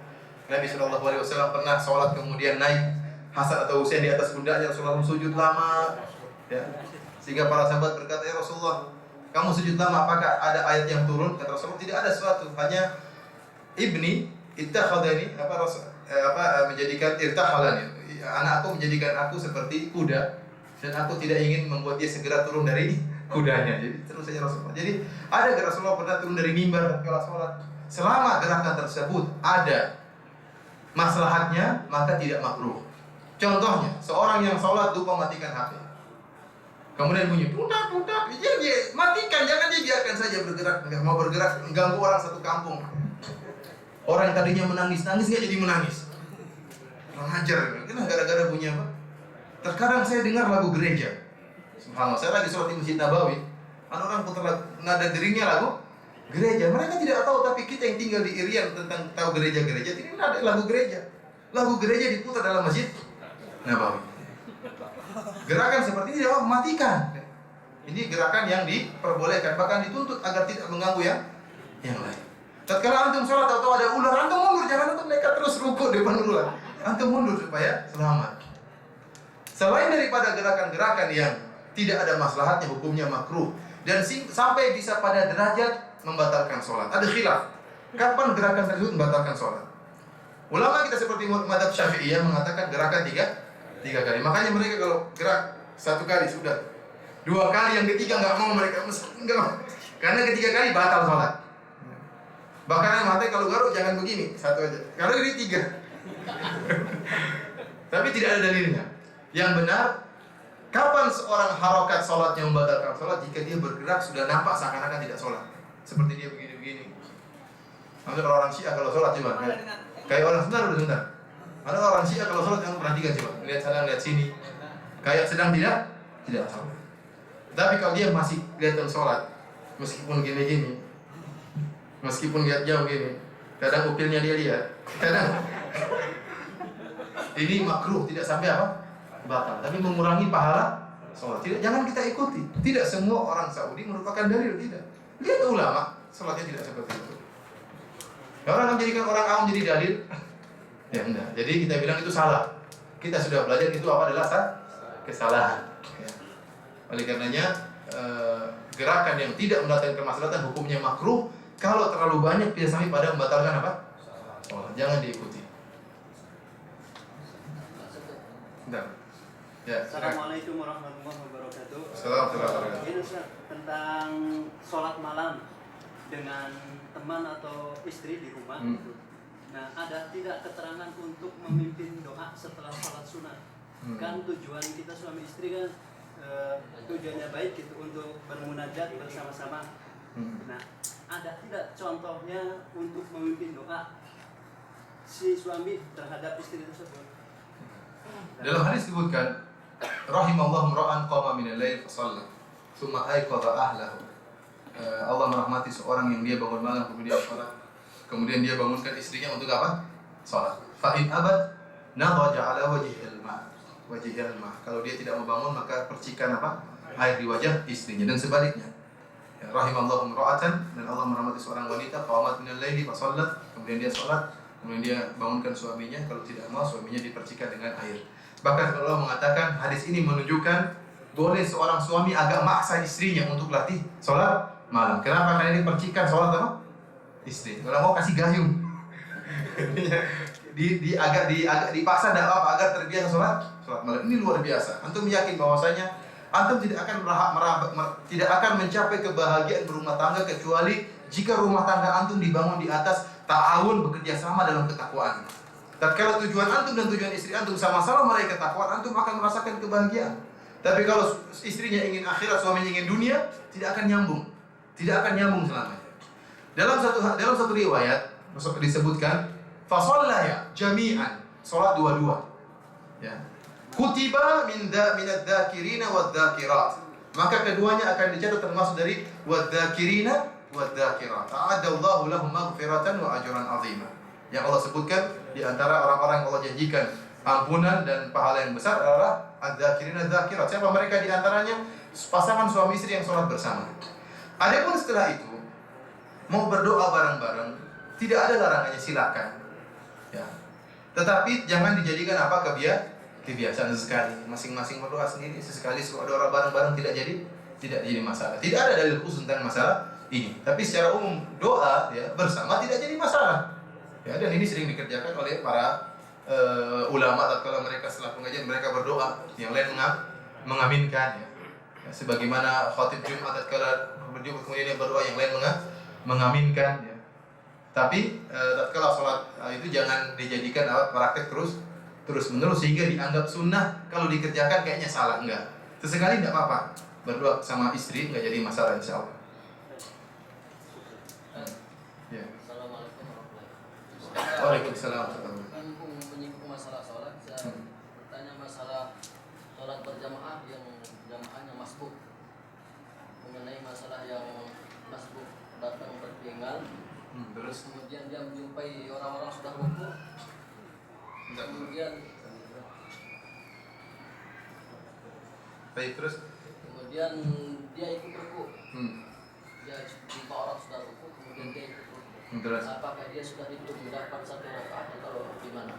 ini masalah khilaf yang panjang tentang apakah idrakul ruku', idrakul rakaat, apakah mendapati ruku' itu mendapatkan rakaat. Ini masalah khilaf yang panjang di antara para ulama. Tapi Allah alam bisawab ya, dan para sahabat juga khilaf tentang masalah ini. Akan tapi saya lebih condong pada pendapat barang siapa mendapatkan ruku', dia mendapatkan apa? Mendapatkan rakaat. Tapi ingat, ini bagi orang-orang yang punya uzur. Paham? Jangan antum datang, imamnya lagi baca Alhamdulillahirabbil alamin. Ngobrol sama teman. Allah. Ini sudah tidak ini karena rukun. Baca Al-Fatihah itu hukumnya apa? Rukun. Dan ini dapat rakaat bagi ahli al-adzar, bagi orang yang punya uzur. Bukan orang yang sengaja meninggalkan Al-Fatihah supaya mendapatkan rukun. Ini tidak boleh seperti itu. Ini salah sebagian orang seperti itu. Dia ngobrol, saya lihat sendiri dia ngobrol. Nanti imamnya, dia kira imamnya bacanya panjang, tahu-tahu Allahu Akbar langsung dia rukuk. Jadi buat tahu seperti ini. Tapi kalau dia memang benar ada uzur, kemudian dia berjalan ternyata imamnya, ya maka jika dia mendapatkan rukuk, dia mendapatkan rakaat. Terus saya ingatkan lagi. Ya, oleh karenanya ikhwan, antum tatkala di rumah, kalau sudah dengar azan siap-siap untuk pergi ke masjid. Jangan antum ngobrol terus sama teman. Nanti sudah qomat baru antum berjalan ke masjid. Ya sulit. Akhirnya begitu antum mau tahu dia mau rukuk, antum jalan cepat-cepat. Kemudian antum bahkan lari untuk mendapatkan apa? Rukuk. Allahu Akbar. Gimana mau khusyuk kalau masang-masang salatnya? Antum ingin salat khusyuk sementara antum kenapa nggak dari tadi keluar dari masjid? Antum ngobrol terus minum teh, minum kopi, ya. Kemudian setelah itu baru kemudian antum pergi sholat terburu-buru, akhirnya ingin mendapatkan rukuk supaya bisa dapat rakaat. Tapi intinya kalau seorang punya uzur, mungkin dia tertahan di kamar mandi atau ada kepentingan yang dia kerjakan, kemudian dia berjalan, dia tidak mendapatkan kecuali rukuk, maka jika dia mendapatkan rukuk berarti dia mendapatkan apa? Rakaat. Bagaimana lihat dia dapat rukuk? Intinya dia rukuk sebelum imam mengatakan sami Allahu liman hamidah. Tapi kalau imam sudah mengatakan sami Allahu liman hamidah, jangan dia nekat rukuk. Sudah tidak dapat. Paham? Jadi fatwa Syekh Abdul Muhsin Abbad Hafizahullah dia mengatakan barangkali imam sudah bilang sami Allahu liman hamidah, sudah tidak dapat apa? Kadang-kadang di sini juga mungkin untuk mengejar sami Allah itu ya, kadang-kadang Allah Akbar langsung ke rukuk. Bagaimana? Karena jadi masalah, ada khilaf dengan masalah itu. Yang penting dia dapat rukuk. Yang penting dia dapat rukuk. Jadi Allahu Akbar langsung dia rukuk. Ada yang mengatakan takbiratul ihram Allahu Akbar baru kemudian apa? Rukuk. Ada yang mengatakan itulah langsung takbiratul ihram Allahu Akbar langsung kondisinya apa? Rukuk. Yang penting dia dapat apa? Rukuk. Mohon nasihat Ustaz ketika kita futur dalam menuntut ilmu atau futur ketika menghafal Al-Quran. Ya, kalau tatkala kita futur tidak ada jalan kecuali kita mengingat akhirat. Bahwasanya kita ini hidup hanya sebentar. Ingat tentang ganjaran-ganjaran yang Allah sediakan di akhirat kelak. Bahwasanya seluruh yang kita baca ini akan menambah derajat kita di surga, akan menambah timbangan berat kita di akhirat. Kita bayangkan bagaimana hadis Nabi SAW. Tatkala di akhirat Allah menyuruh seorang membaca Al-Quran sesuai dengan hafalannya, di mana dia berhenti di situ tingkatannya di surga. Kalau tidak pernah baca Quran mau naik kemana nih? Mau di surga bagian mana? Tapi kalau dia menghafal Al-Quran, maka di mana dia terakhir dia membaca Al-Quran, di situ tingkatan dia di surga. Antum ingat hadis Nabi SAW.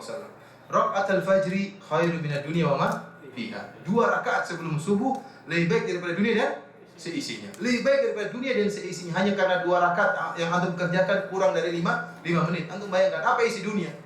Seluruh isi dunia, harta, emas, sawah ladang, kemudian istana, kemudian hotel-hotel, mobil mewah, semuanya tidak ada nilainya dibandingkan dengan ganjaran yang Allah siapkan bagi orang yang sholat 2 rakaat sebelum subuh. Jadi siapa yang melakukannya? Yang semangat melakukannya orang yang beriman akan hal ini. Ya, kalau seandainya Allah Subhanahu Wa Taala menampakkan ganjaran dari ibadah antum, semua orang akan semangat. Makanya saya sering bilang, seandainya ada pengumuman barang siapa yang sholat di masjid ini, misalnya di masjid dekat sini, sholat berjamaah mendapatkan 27 ekor kambing, kira-kira orang ramai nggak sholat berjamaah? Ramai. Masjid full kambing ya. Bahkan dari Madinah pun datang sholat di situ. Dapat kambing.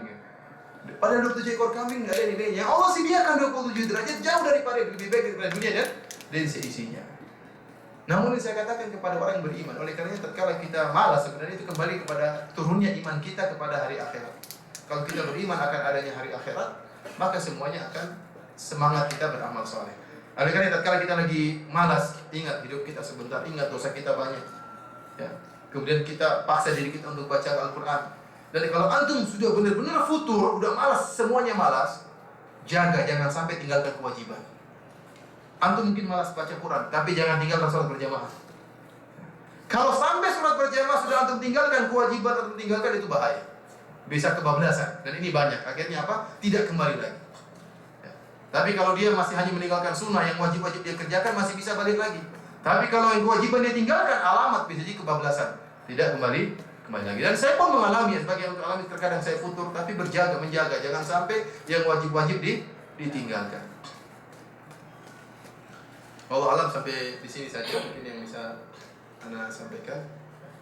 Semoga apa yang kita sampaikan bermanfaat ya.